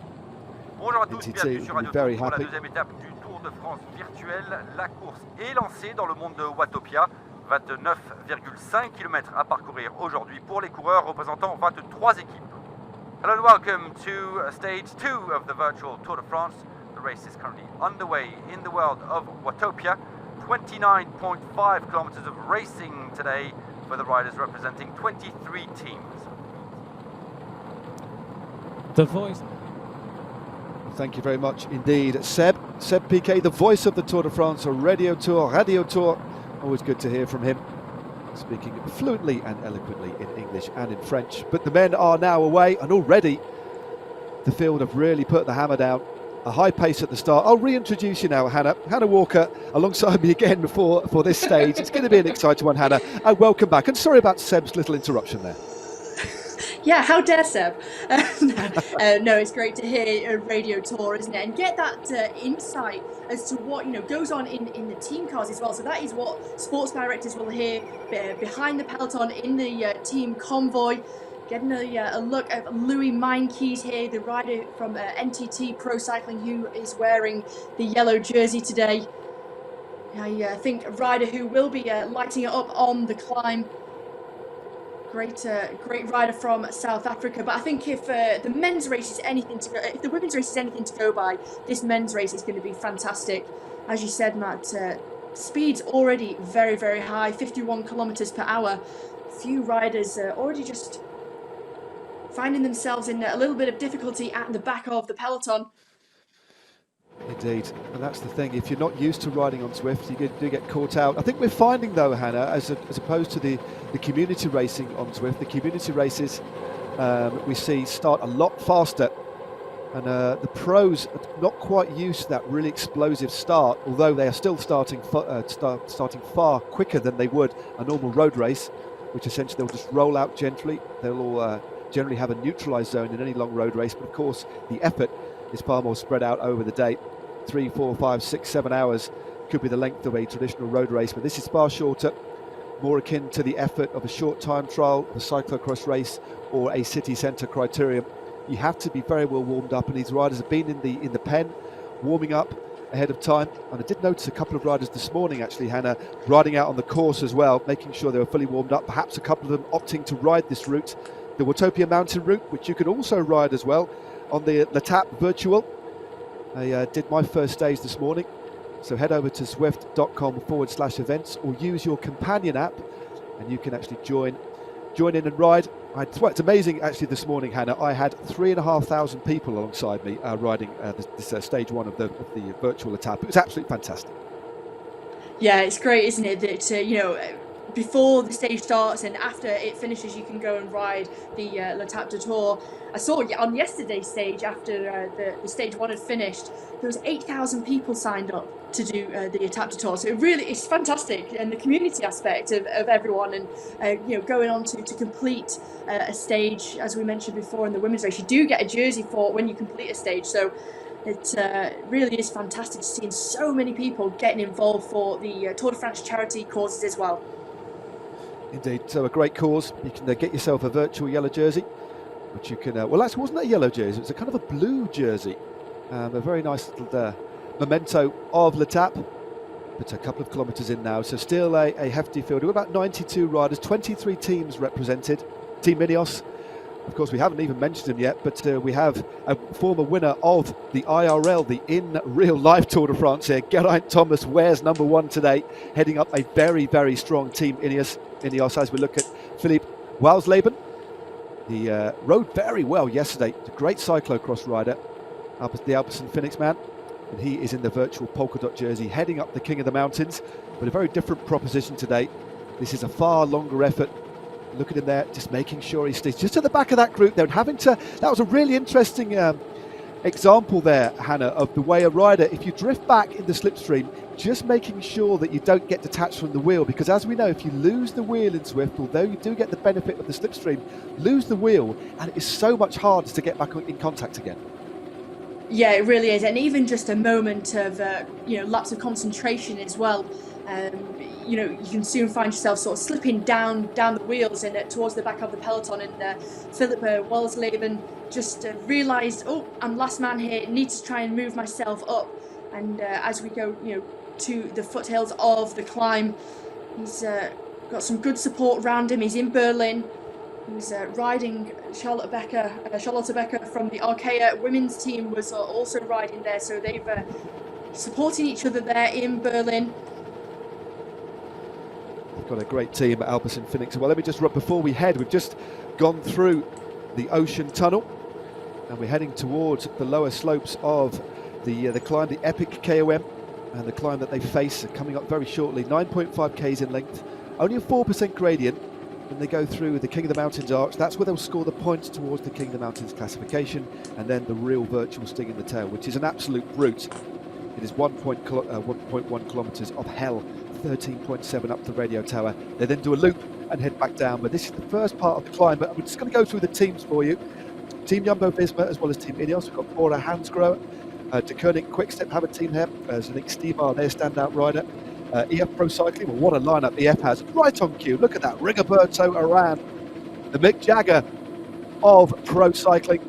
Such a big figure. He is an absolute hero in his home of Colombia. He's in Colombia in his living room, a nice leather sofa there. Looking at his screen, he's got a couple of bananas on cue. I'm not too sure if he'll be eating those on today's stage, but Rigoberto Urán is ably backed up by a very solid team. Simon Clark, James Whelan and Mike Woods. The best of luck to Mike Woods, of course. Good to see him racing.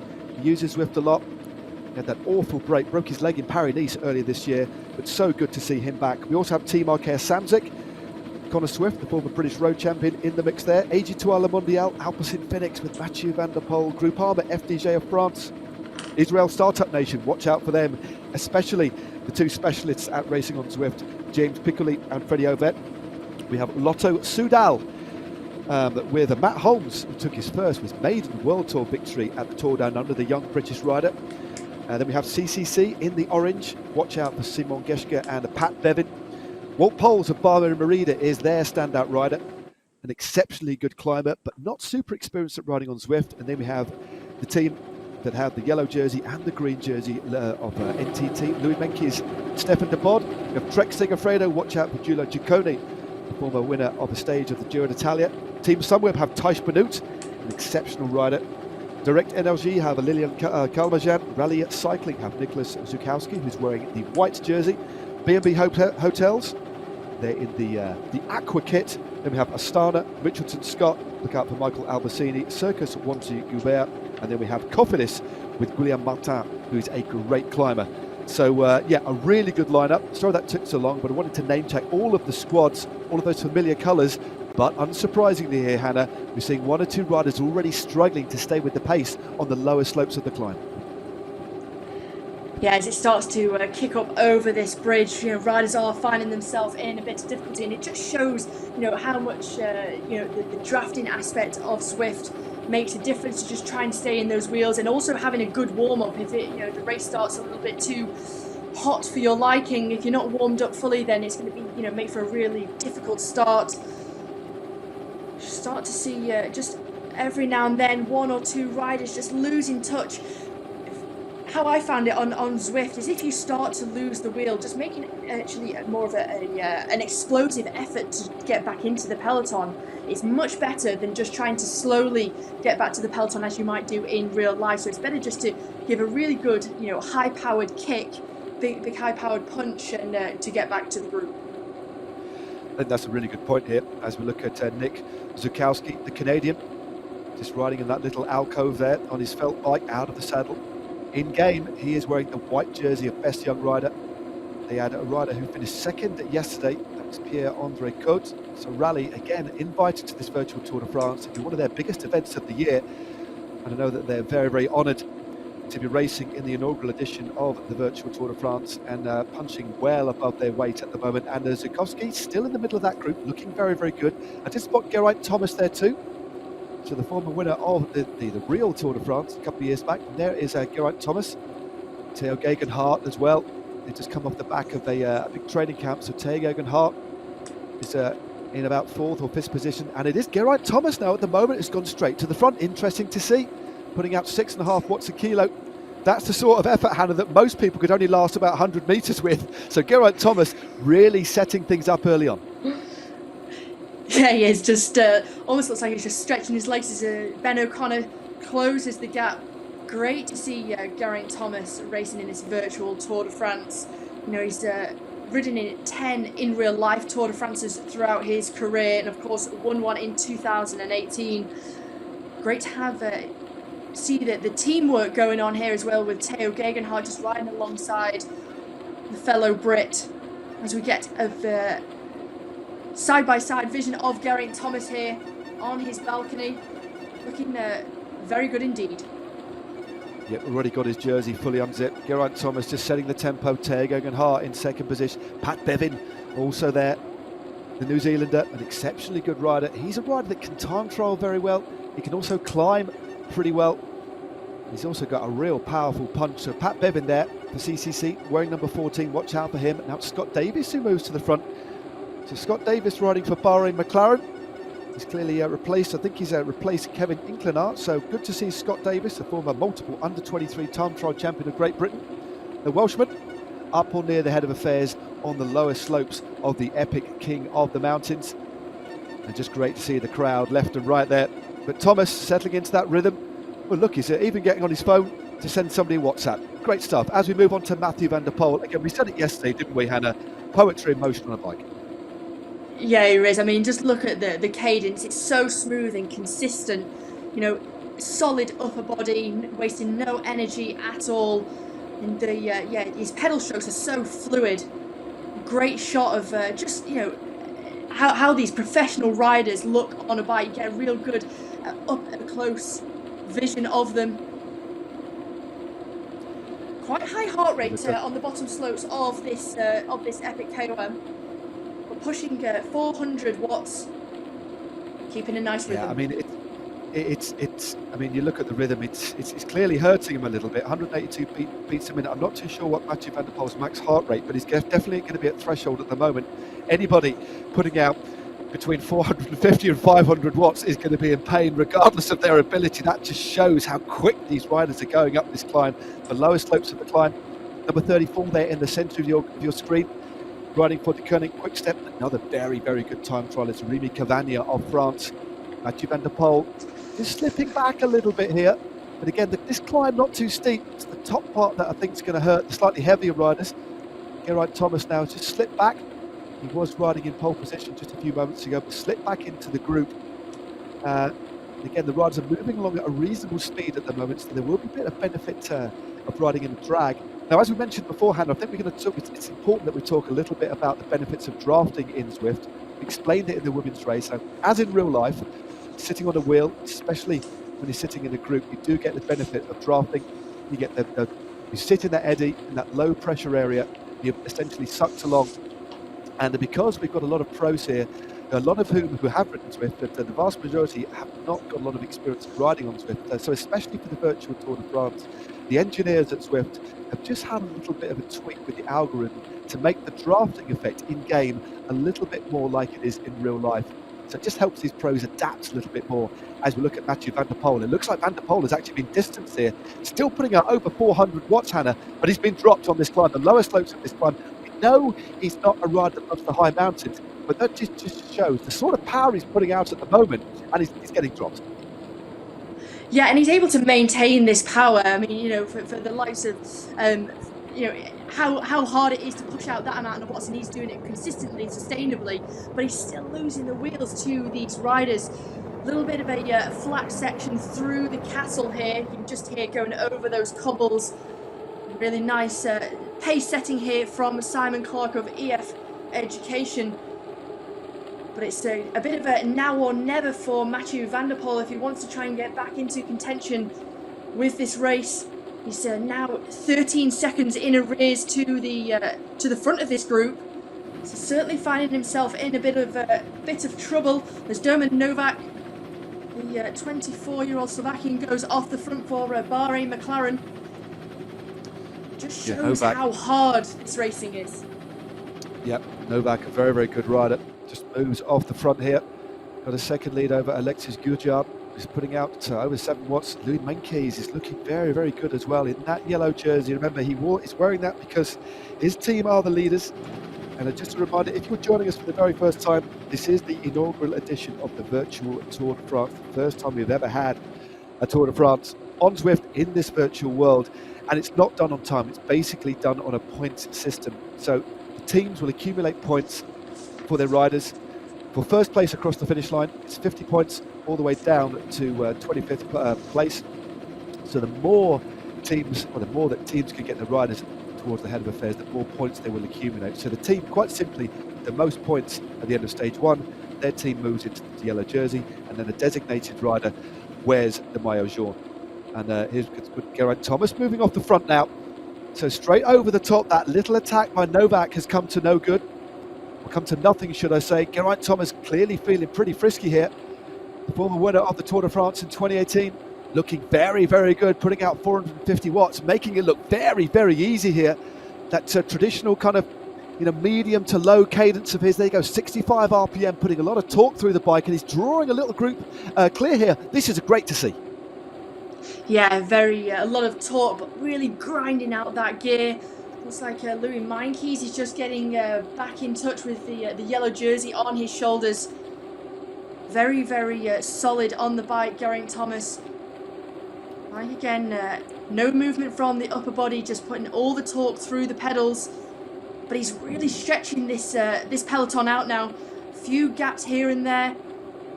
Only around 20 riders in the actual group. A couple of riders just 1 or 2 seconds off the back, but Meintjes looking very comfortable here. Yeah, well, Meintjes is no stranger to winning on Zwift. He won on the Alpe d'Huez just about 5 or 6 weeks ago. Beat some very good pros on that particular day. So NTT really enjoying riding on Zwift. Of course, they are supporters of the Zwift Academy. So, and have been for the last few years, where a rider, after going through various stages on Zwift, various rounds, ends up at their training camp, and then is finally picked out as the winner to get a contract with their under-23 team. So many of these riders regulars on Zwift, and as you said, Hannah, Meinke's looking pretty comfortable here, just sat in the middle of that pack. We're just coming up towards the first section. Well, the first section of this climb is nearly over. We just crest the top of this hill once we go through the tunnel, and then we have the roller coaster section that leads us into, well, the radio tower itself. But look at this, Theo Gegenhardt and Mike Wood. So good to see Mike Wood, such a likeable character.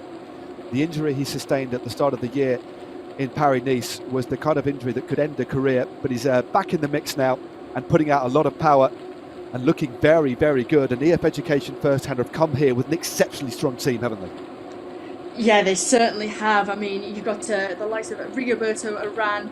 You know, he's ridden 6 Tour de France, a stage winner of the Tour de France. Simon Clark, another rider who's very, very experienced in the Tour de France, 5 Tour de France's to his name. Mike Woods and James Whelan, just you know, the younger of the 4 riders, only 23 years of age, comes from Australia. But Mike Woods now just opening up a few gaps to Freddie Ovett and James Pickley, 2 riders that you mentioned, Matt, that, you know, they are very, very experienced on Zwift and in races, and that is showing now as they start to open up a gap. Yeah, they know how to ride Zwift. This short, punchy effort. The riders from the Israel Startup Nation, James Pickley took stage 3 of the Tour for All on this very climb, in fact, so he knows this climb very, very well, and Freddie Ovett took out stage 1. Ovett was actually in the top 10 yesterday, so he's one of those riders that can ride particularly well on all sorts of terrain. So Ovett yesterday was actually 5th, but we know he can climb as well as sprint, and he can put out a lot of horsepower as well. His maximum power is about 1200 watts. So there we go. There's the stats for Freddie Ovett. He's actually Australian, but his dad is a world-famous middle distance runner, Steve Ovett. So he comes from a very, very good stock, should we say, and actually rides for the Continental Israel Startup Nation team, but has been promoted for these Zwift events for the Virtual Tour de France to the World Tour team, and is looking very, very good. As he takes a drink there, Hannah, from his virtual bottle, and they're in real life, they're going to need to keep those hydration levels nice and high. Yeah, you do, and taking any opportunity that's possible. So, you know, on this roller coaster-like section where you can just get a moment of a breather, take on as much fluids and you know, any gels or nutrition that you might need. You really do need to pick the right time. You don't want to kind of be trying to take a drink or nutrition on board when, you know, the race is starting to you know, kick off and fireworks start, should we say. But just see the effort now of the rider from AG Dual Mondial, Alex Guzard, really putting himself through the paces there. He's got great support from his 2 guys in shot there. Well, that was Oliver Narsson. You could just see Oliver Narsson. I think that was Ollie Narsson, his teammate, the former Belgian champion. But Alexis Gujard, great rider, a rider that showed so much promise. Has been with this team since 2014, 27 years of age now. Very, very aggressive, and that was a great shot. I think that's the thing, is that's the last thing that you want somebody to do. If you actually laugh on a bicycle, it's so hard. All the power drops out of your legs. And I think his teammates, rather than encouraging him, were causing him to actually have kind of some sort of reverse effect. But thankfully, the laughs are over. He's back in the zone, and he's in this front group. And this is this little roller coaster section coming towards the top of the epic Cohen that I was talking about. And this group now, because of the speed, because of the pressure that's been applied at the front, has worked itself down, whittled itself down to around 15 or 20 riders here. Thomas is there, never far. James Whelan moves to the front for EF Education First. William Martin in the new colours of Cofidis, the little French climber, spent many years with the 1-2 group Goubert, and is now riding at World Tour level. They're hoping to take him to the real Tour de France in just a month or so's time. Fingers crossed that event does happen. But for now, we are in the inaugural Virtual Tour de France, and it has been wonderful so far. Great picture-in-picture here for the 2 riders from Asia Tour Le Mondial. 2 different styles there, Hannah. Yeah, very, very different styles. Alexis Gujard opting for in the saddle, kind of pushing, grinding really big gear. Jeffrey Boucard in the bottom right of your screen, just dancing on those pedals beautifully, keeping a very nice cadence. Slight rock and roll from the shoulders. Jimmy Whelan now just starts to move off the front for EF Education, the 23-year-old Australian rider. William Martin is the rider to close the gap there. for Cofidis. Good little move there. The two climbers battling it out. This is where the points are on offer. This is the top of the Epic KOM. We do have the radio tower to come, but this is where the points will be. Iverson is now moving to the front as well. So good move by him. Whelan in second position. Piccoli also has come there. Freddie Ovett and Piccoli, the duo from Israel Startup Nation. But Whelan now moves to the front. Piccoli, the trading place at the front. It looks like Piccoli takes the win. The Canadian riding for Israel Startup Nation, taking that win in the King of the Mountains, bagging those points. So 10 points for him. He knows that climb so well, because that is where he took victory just a few weeks ago in the Tour for All. But this has split things up a little bit. James Piccoli, there is his stats. There's obviously his power's knocked right off. This is that little plateau. But now they head towards, well, one of the most fearsome climbs in the whole of Watopia. This is the climb to the radio tower. All these riders have been at threshold or at or near their max. They've now got this little kicker before they take on this climb. 13.7%. This is horrible. Yeah, it really is brutal. And, the lactate will have already built up in the legs. The lungs will be burning. And they've got to, deal with this 13.7% average gradient for just over 1 kilometre. Really is hurting now. But, for the riders who are out and out climbers, as we saw in the women's race, this is where you need to start to make your move now. Put everyone in the hurt locker. But shell any of those riders who might pack a punch, the likes of Paddy Bevan. But it's great to see Philip Welsleben still up there, 400 meters of altitude here. You can just see on the right-hand side of the screen in game. Jimmy Whelan now just getting a little bit distant, but the legs will be hurting and burning now, as we can see picture-in-picture of James Whelan.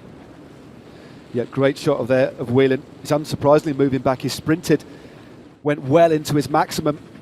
And then a couple of other riders obviously just holding things back, because this climb is brutal. There's no hiding place at all. If you put yourself into the red, if you hit the bottom of that climb, in threshold with the legs full of lactic, the way we call it in professional cycling is you feel completely full. When you hit 13% gradients, there's not much you can do. And Whelan is now dropping back, but the man making the difference at the front is his teammate, Michael Woods. Absolutely flying up this climb is Woods. Such a classy bike rider, and I must admit, I'm cheering him on here. Again, I've got to remain neutral, but when somebody has had such a nasty injury, to see them coming back and putting in this sort of performance, putting out 7 watts a kilo on this climb, just in front of Theo Gegenhardt. This climb now bringing all of the best climbers to the fore. Guillaume Martin, Manion is there, Giulio Ciccone from Trek Segafredo, Nicolas Eder, Louis Mankis, Nicolas Egg as well from Trek, and then Bernard as well. So 3 Trek riders in the top 10 at the moment. Julien Bernard, a very, very good climber, took his maiden pro victory earlier in the year before lockdown happened. But Mike Woods here, riding superbly. Yeah, he really is. Looking very, very composed indeed. Theo Gegenhardt was just managed to get in, onto his wheel and just lost it again, back down to 1 second. But this is a mightily impressive ride from Freddie Ovett, the rider who, as you said before, races for the continental team of the Israel Startup Academy. He's sort of been promoted to the World Tour team, and this is very, very impressive by the 26-year-old. 7.4 watts per kilogram, only 4 seconds from Woods. No, but this is a great bit of riding. Look at the time gaps in the top 10. It really is starting to stretch out now. It certainly is. As you said, as you rightly pointed out, Hannah, 15 seconds now separate the top 10. The race is splitting up just as we thought it would do, just because of the severity of the gradient here and the way that this climb is positioned. They've already done a leg-sapping epic KOM climb of 9.5 Ks at 4%, and then they had to sprint for that. But cruelly by the games designers here, they put this climb on top of another climb. Absolutely brutal, and if you don't mind me saying, ever so slightly rude, but it makes for wonderful entertainment. White Woods still at the head of affairs here as they reach the radio tower. That's a picture-in-picture of Nicolas Eder of Cofidis, a great climber, the Frenchman, not too far ahead. Woods leads Theo Gegenhardt, Freddie Ovett in 3rd, Eder in 4th, William Martin in 5th, Gavin Manion is there in 6th, Ciccone of Italy 7th, Menkes in 8th, Julien Bernard, and then rounding out the top 10, as it is at the moment, Gianni Vermiche, should I say, and then Rigoberto Urán is in 12th, so he's not too far away. This is the little plateau as they go over the top of the radio tower. They essentially do a little bit of a loop, and then they head back down the road that they came. And I've no doubt, Hannah, as Nicholas Ide turns right back onto the climb. Right on cue, he's going to see riders that he's dispensed with coming in the other direction as he starts to get into his super tuck. Yeah, he is just taking a moment to have a breather. Only just under 7 seconds off the pace of the leaders here from Freddie Ovet. So it's not all over for the French rider from Cofidis. Will make the most of this descent, get into the super tuck hopefully. But just look at the speeds that they're going, Matt. 87 kilometers per hour as the rider Guillaume Martin flies past. Another rider from Ineos coming up to the fore as well. So it really is split up, as we can see the classification there on the right-hand side of the polka dot jersey for the teams. Can indeed. Well, there we go. Alpecin Phoenix. So really dominating things in the King of the Mountains classification. So they'll be wearing that jersey tomorrow. They'll be very, very happy with that. But the rider out in front now is Freddie Ovet of the Israel Startup Nation. Even on this downhill section, it's a section that you can still pedal on. He's putting out 600 watts plus, gets into that aero tuck. Because of the nature of the gradient and the speed they're going, the riders can actually, on their home trainer, start to freewheel, and then they'll feel the benefit of that little bit of respite, especially after flooding their bodies with lactic acid, putting themselves nearly into oxygen jets. Such was the severity of the effort towards the top of that climb, but an ideal opportunity to recuperate a little bit. So 3 riders out in front: Freddie Ovet of Australia, Nicholas Ide of France, Mike Woods of Canada and EF Education First, and Theo Geoghegan-Hart, who I was speaking to just yesterday, who was very, very nervous about this. He's ridden on Zwift a bit, but he just gets better and better. Come off the back of a block of training, but looking very, very good. And this is a good group. They're working very well here, Hannah. 4 riders, 9 seconds to Bamish, Ciccone and Martin. Yeah, they're working very, very well together. 2 of the riders getting into that super tuck, but all taking turns on the front. Theo Geoghegan-Hart now just goes into 2nd place, making the most of the draft in the slipstream. You can just see his picture-in-picture, just trying to get as much recovery as possible. Geoghegan-Hart does have a good little punch on him, a good little kick for the finish as well. But as we saw in the women's race, it's not all over just because of that climb and the descent.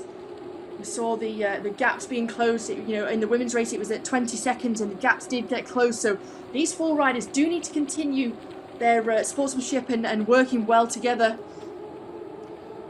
No, that's certainly, they're still holding at 9 seconds there. Menkes Julien Bernard just behind, the son of Jean-Francois Bernard, the former winner on Mont Ventoux in the Tour de France. And again, some more aero tucks. We've got 10.4 kilometers to go now, 19.5 Ks under the wheel, so well over halfway, should I say. Now the riders would have got a power up going over through that King of the Mountains arch, so it's key they'll get another power up as they head towards the finish, because we have another intermediate sprint, and those points will count towards the green jersey competition. That comes with 2 kilometers to go, so power up's going to be absolutely crucial as these riders head into the finish. But as we saw in the women's race, most of the riders in the front group, or at least 3 or 4 of them, did actually have the aero power up, which is the power up that you want the most heading into a finish, because that gives you, or makes you more aerodynamic, makes you 25% more aerodynamic for 15 seconds.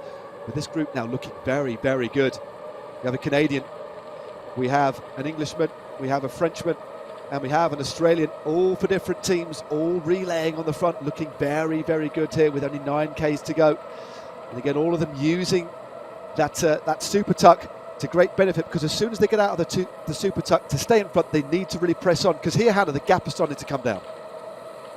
Yeah, it certainly is 6 seconds now. Julien Bernard is the rider chasing with Marion Bamish and Martin Menkes as well, Ciccone. They look like they're working very, very well together. You can just see the names on the right-hand side just constantly changing around, which shows to me they are working well together. They do want to bring these 4 riders back, but Nicholas Ide just being distant on this descent here. Has to make a bit of a frantic effort just to get back on touch. As we can see, the average watts per kilogram for the climb here. So very, very impressive results from Louis Menkes, the rider with the yellow jersey on his shoulders, 6.2 watts per kilo. Theo Geoghegan-Hart, the rider in the front group, at 5 watts per kilogram. But it does show that actually the experience of riding on Zwift and doing your homework of the courses makes a huge difference, Matt. It certainly does. You need to know how to ride it.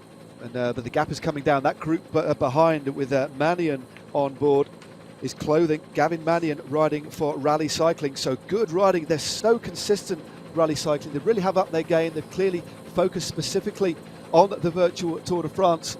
And they're closing 2 seconds out. Looks as if, I think these groups are going to come back together. So we're going to have a pretty big group heading in towards the finish. 7.4 Ks to go. A couple of kilometres of descending, around 1,500 metres. And then we have a flat section, and here we go, it's all back together. But look who's in this group. Well, the fast finishing Pat Bevan. He's a very, very dangerous rider in the orange there, riding for CCC. Watch out for him, the former time trial champion of New Zealand. Stage winner in the Tour Down Under a couple of years ago in a big bunch kick. And Rigoberto Urán in the mix is there as well. This is a fantastic front group. Stefan de Bod as well, the leader in the green jersey competition. The 23-year-old South African climbing out of his skin today. This is a very, very good group. It's a real mix of climbers and puncheurs. Lou Menkes has penetrated this front group as well. So NTT, resplendent in yellow, resplendent in green, are both in this front group. Very, very interesting as we head towards the finish. 6.4 to go. Yeah, this really is a stacked front group. The likes of Urán, as you said, Menkes, Hart, all riding very, very well. But for my liking, you know, the riders who might not pack such a big punch towards the finish, they'll be trying to think of where they can attack, try and get a little bit of daylight to their opponents here. Menkes looking very, very comfortable indeed. They'll start to be thinking as well, you know, what power-ups have you got? What can you use going into the sprint? There'll only be one more opportunity to get a power-up. Of course, it's selected at random from either, you know, the lightweight, the draft, aero boost, burrito, or the invisibility. If I was one of these riders now and I did have a aero power-up, I'd be saving it for the finish. Trying to use it to your advantage. Well, this is Geraint Thomas. It looks like he's in a group just behind. So Geraint Thomas, I don't think he's too far behind. It's just with a couple of other riders trying to get back in contact, putting a big effort on the lower slopes of the epic KOM, but has paid for that now. But he does have a teammate in the form of Theo Geoghegan-Hart in the front group. So valiantly relaying with these other couple of riders. And all he can hope for is that because of the size of the group in front, generally the larger the group, the less cohesion there is. So Geraint Thomas, as well as riding hard with these two other riders that he's with, as we see an attack here, Julien Bernard has now gone off the front. The Frenchman riding for Trek Segafredo. He's got a couple of seconds lead. It's Guillaume Martin, another Frenchman who goes straight over the top. The man from Cofidis, determined to sort of seize the opportunity here. Nicholas Egg also in the mix there as well. So Trek Segafredo have got three riders in this front group. They've got Giulio Ciccone, Nicholas Egg and Julien Bernard. Just under 5 kilometres to go now of this stage 2 of the first ever, the inaugural Tour de France. And this is absolutely wonderful stuff. Very, very difficult to call this one, Hannah. But remember, we still have that little climb to go after the final hotspot sprint of the day. Yeah, and you know, it really does take it out of the legs, so your legs will be burning. And as you go through that sprint and you turn right, it's a real kicker. And if you're not kind of, you know, paying attention, or you kind of take your eye off the ball for a moment, you could find yourself in a little bit of difficulty. You know, it's a very hard little section indeed. And then you have the S's. Also, really does put the body under strain when it's already at its limit. You're already in the red, as we call it in cycling. Ciccone to the front now with Urán. Well, difficult to pick a winner from this lot. But again, because of the size of the group, and Trek Segafredo, 3 riders all looking towards the back there. They have the team with numerical superiority, and that's going to put them in a very strong position when it comes to hoovering up the points towards the overall classification. A quick reminder, it's all about the accumulation of points. First place across the line, 50 points. The top 25 riders get points. The last scorer is in 25th place. So the more riders you get near the head of affairs, the more points you can amass. And those points are rolled forward to the next stage. And the team that accumulates the most points after 6 stages will be the team that wins the Tour de France, the first ever Tour de France. That is going to be in Paris in 2 weeks' time. Lots of racing in between then and now. And today on stage 2, there's only 3.7 kilometres to go. And the small matter of one more hotspot sprint and then the finish. And we've got an invisibility power-up being used. I can't see who it is. It's unsurprising. He's invisible. Meinke's the rider with that yellow jersey. He doesn't want to wait until the sprint at the end. He's going for a long one as we go into the Italian villas. Getting a picture of Rigoberto Urán. Just look at the effort from the Colombian of EFF Pro Cycling. But it is Gianni Vermeersch, the rider from Alpecin Fenix, wants to go for a long one as we go towards this the first sprint. Well, Gianni Vermeersch moves to the front. William Martin is there as well. Remember, Gianni Vermeersch is looking very, very good indeed. He's a young, 27 years of age now from Belgium. We read out a good result this year in the Tour of Antalya. Was up there in the top 10 overall, but it's a blanket finish here. Who's going to take it? Ide goes to the front, but Louis Meintjes is battling it out as well. Teo Geoghegan Hart rolls through. Teo Geoghegan Hart, as you said before, Hannah's got a really good kick. Teo Geoghegan Hart is overtaken. I wonder who took that one. I think Teo Geoghegan Hart was rolled on the line. I think it was Stefan de Bod who took it, who's already in the green jersey. Was Stefan de Bod? We'll get confirmation of that. Couldn't quite see from the aerial shot, but a very, very tight finish. And the resultant effect has been to string this group out. People flooded with lactic acid, and now they hit this nasty climb before the S's. And Teo Geoghegan Hart now takes a flyer. Yeah, well, those points for Stefan de Bod in the green jersey really were vital for NTT Pro Cycling. They want to try and keep the jersey on the shoulders. So we can just see his data on the bottom left. But Teo Geoghegan Hart now wanting to go for a flyer, really putting everyone under pressure. Wants to try and split this. He doesn't want to take it down to a bunch sprint by the looks of things. He's the sole representative in this group of Team Ineos. Freddie Ovett, never far from the front at all. The rider riding for Israel Startup Nation, 26 years of age, riding very well as we go through the S's. We are on the S's here. There is a shot of Geraint Thomas, who's a little bit further behind. I don't think he's going to manage to get in contact with this group. But as you said, he has got Teo Geoghegan Hart, who's trying to light things up. Mike Woods, one of the main aggressors of today's stage. Remember, the most combative rider is voted on Twitter. He could be one of the guys up there, but Meintjes in that yellow jersey, the Maillot jaune from South Africa. NTT having a superb virtual Tour de France so far. They've got 2 riders in this front group, but the group, or the team, should I say, with the most in the front is Trek Segafredo, Giulio Ciccone, Nicholas Egg, and Julian Bernard. Are they going to do a bit of a 1-2? That remains to be seen, because they're running out of tarmac. Virtual tarmac is going to be spared pretty soon, because it's 1.1 k's to go and they're still all together. Difficult to call. Well, just look at this. Mike Woods just finding himself in a little bit of difficulty as they see the Flamme Rouge. Now 1 kilometre of racing left to go on stage 2 of the virtual Tour de France on Zwift. Geoghegan Hart comes to the front again.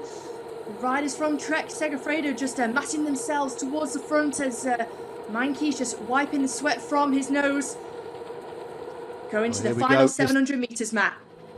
Indeed, thank you very much indeed, Hannah. As you said, 600 metres to go. This is a slight downhill. Then with about 400 metres to go, the road almost imperceptibly starts to rise. There's a burrito being dropped at the moment, a couple of burritos, and then the sprint is being opened up here at the moment. It's Pat Bevin who's gone long. Pat Bevin of CCC. Vermeersch is trying to chase him down. Ovett not too far away, putting out some big numbers, but Bevin has stolen the march.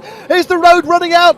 The road veers round to the right-hand side, but still Pat Bevin, he's got the lead, but it is coming by, it's Freddie Ovett. Mike Woods stuck close behind as well. It looks like it's got Ovett. Ovett looks like he's going to steal the win, so tight on the line. But it looks as if Ovett from Israel Startup Nation takes the win here. We'll get confirmation. That was a photo finish.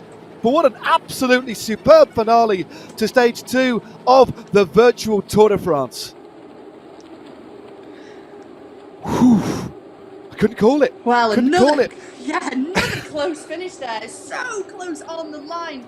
Great tactics there from Bevin. It looks as if, Hannah, it was Julian Bernard.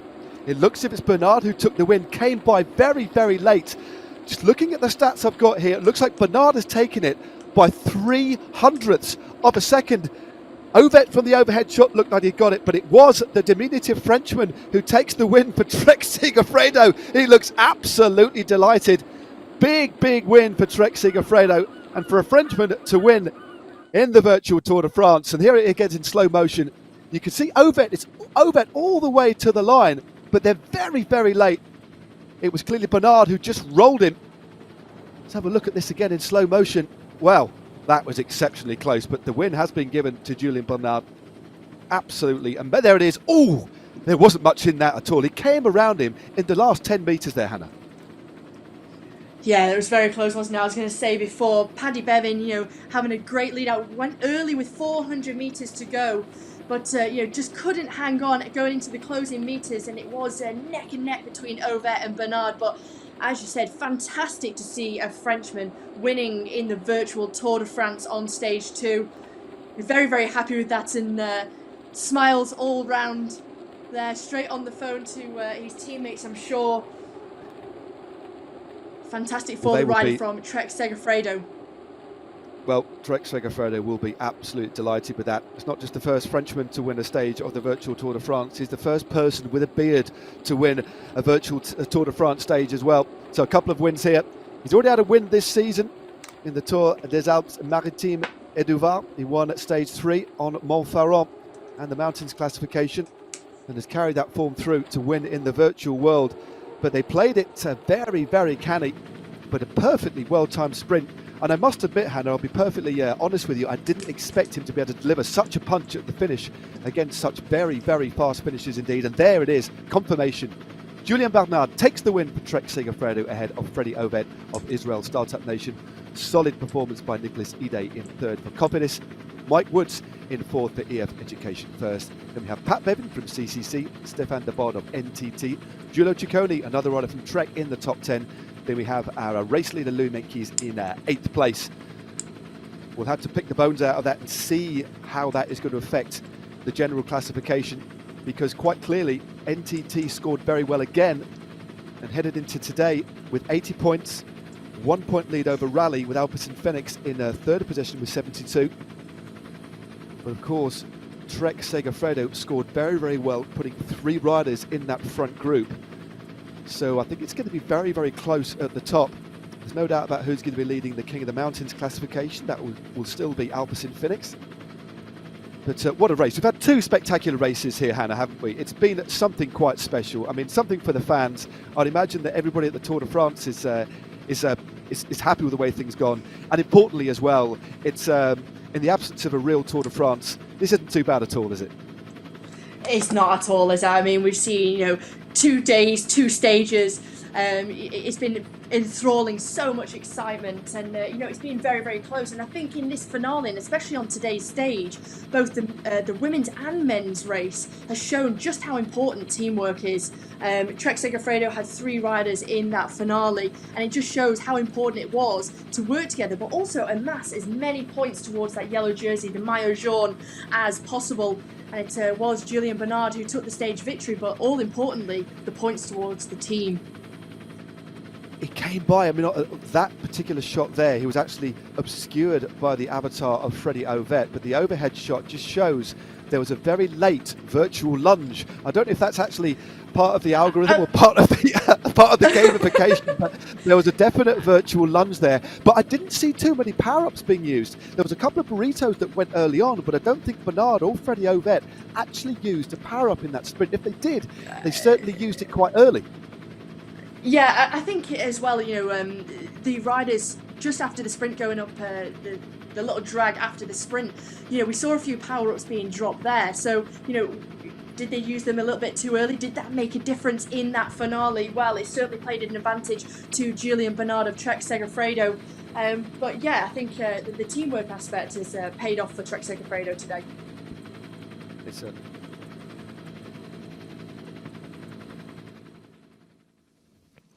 Julien, congratulations on a wonderful victory in the Stage 2 of the virtual Tour de France. Talk us through that last run into the finish. Did you have a power-up to use that you used just before the line?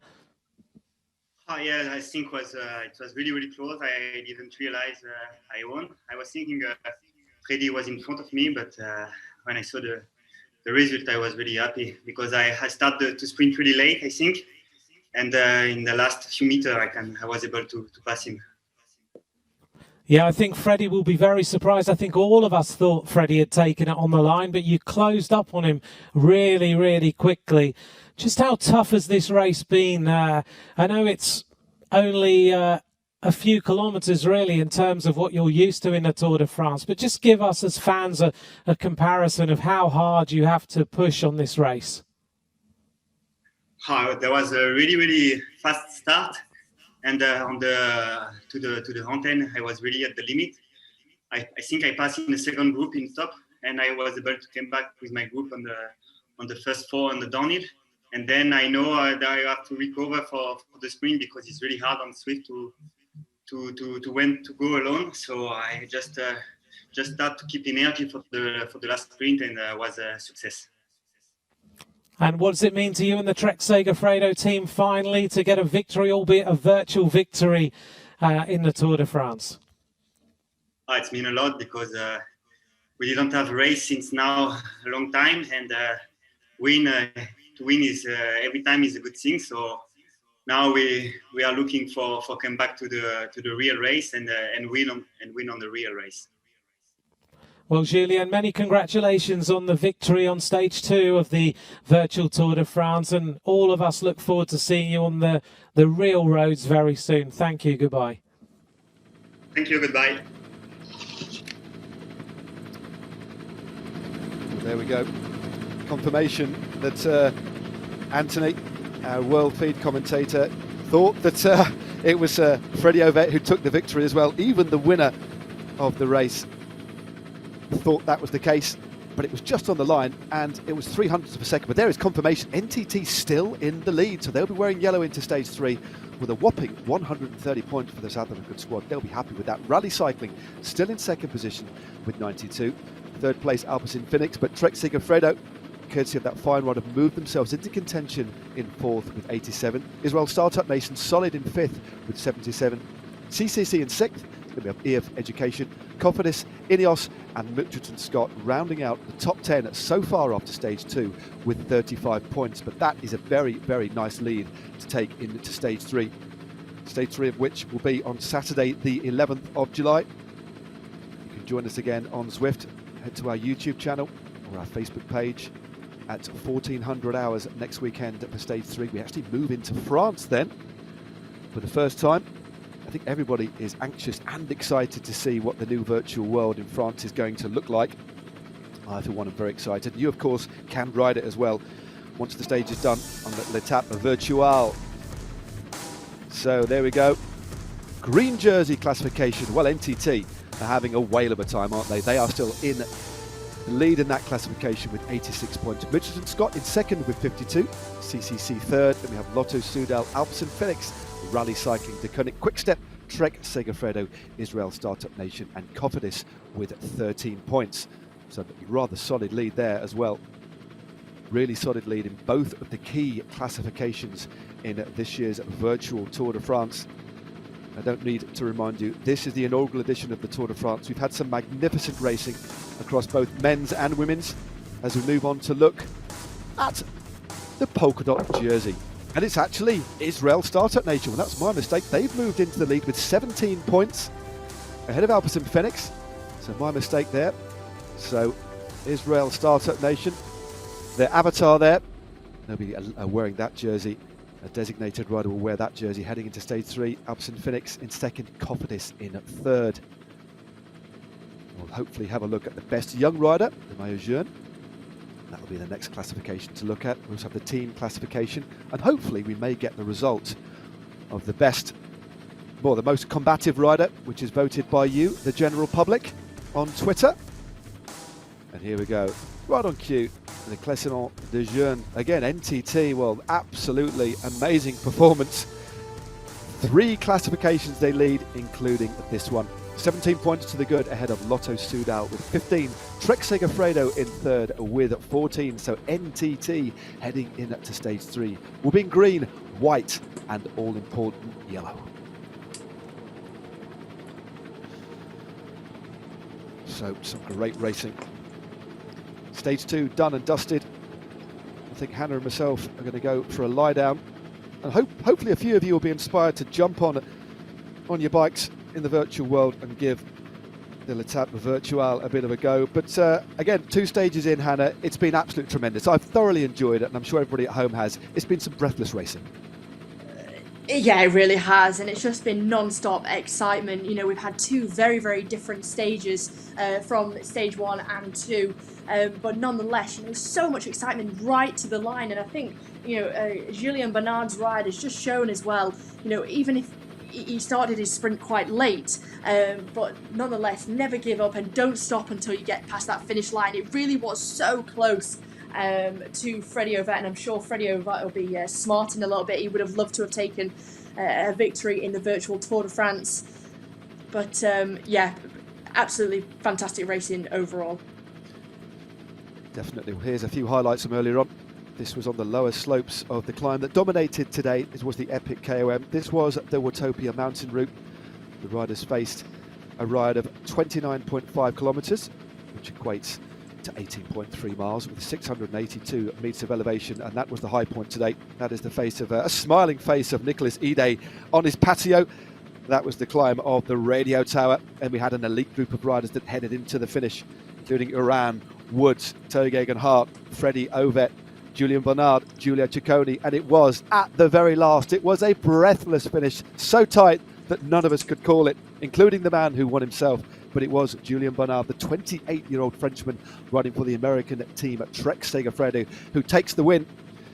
Absolutely delighted, surprised himself. And that was that. A superb day. Well, it's been spectacular. Thanks so much for watching today. It's been an absolute blast. But join us again on Saturday, the 11th of July for Stage 3. We head to virtual France for the very first time. But from me, Hannah Walker and Matt Stevens, goodbye.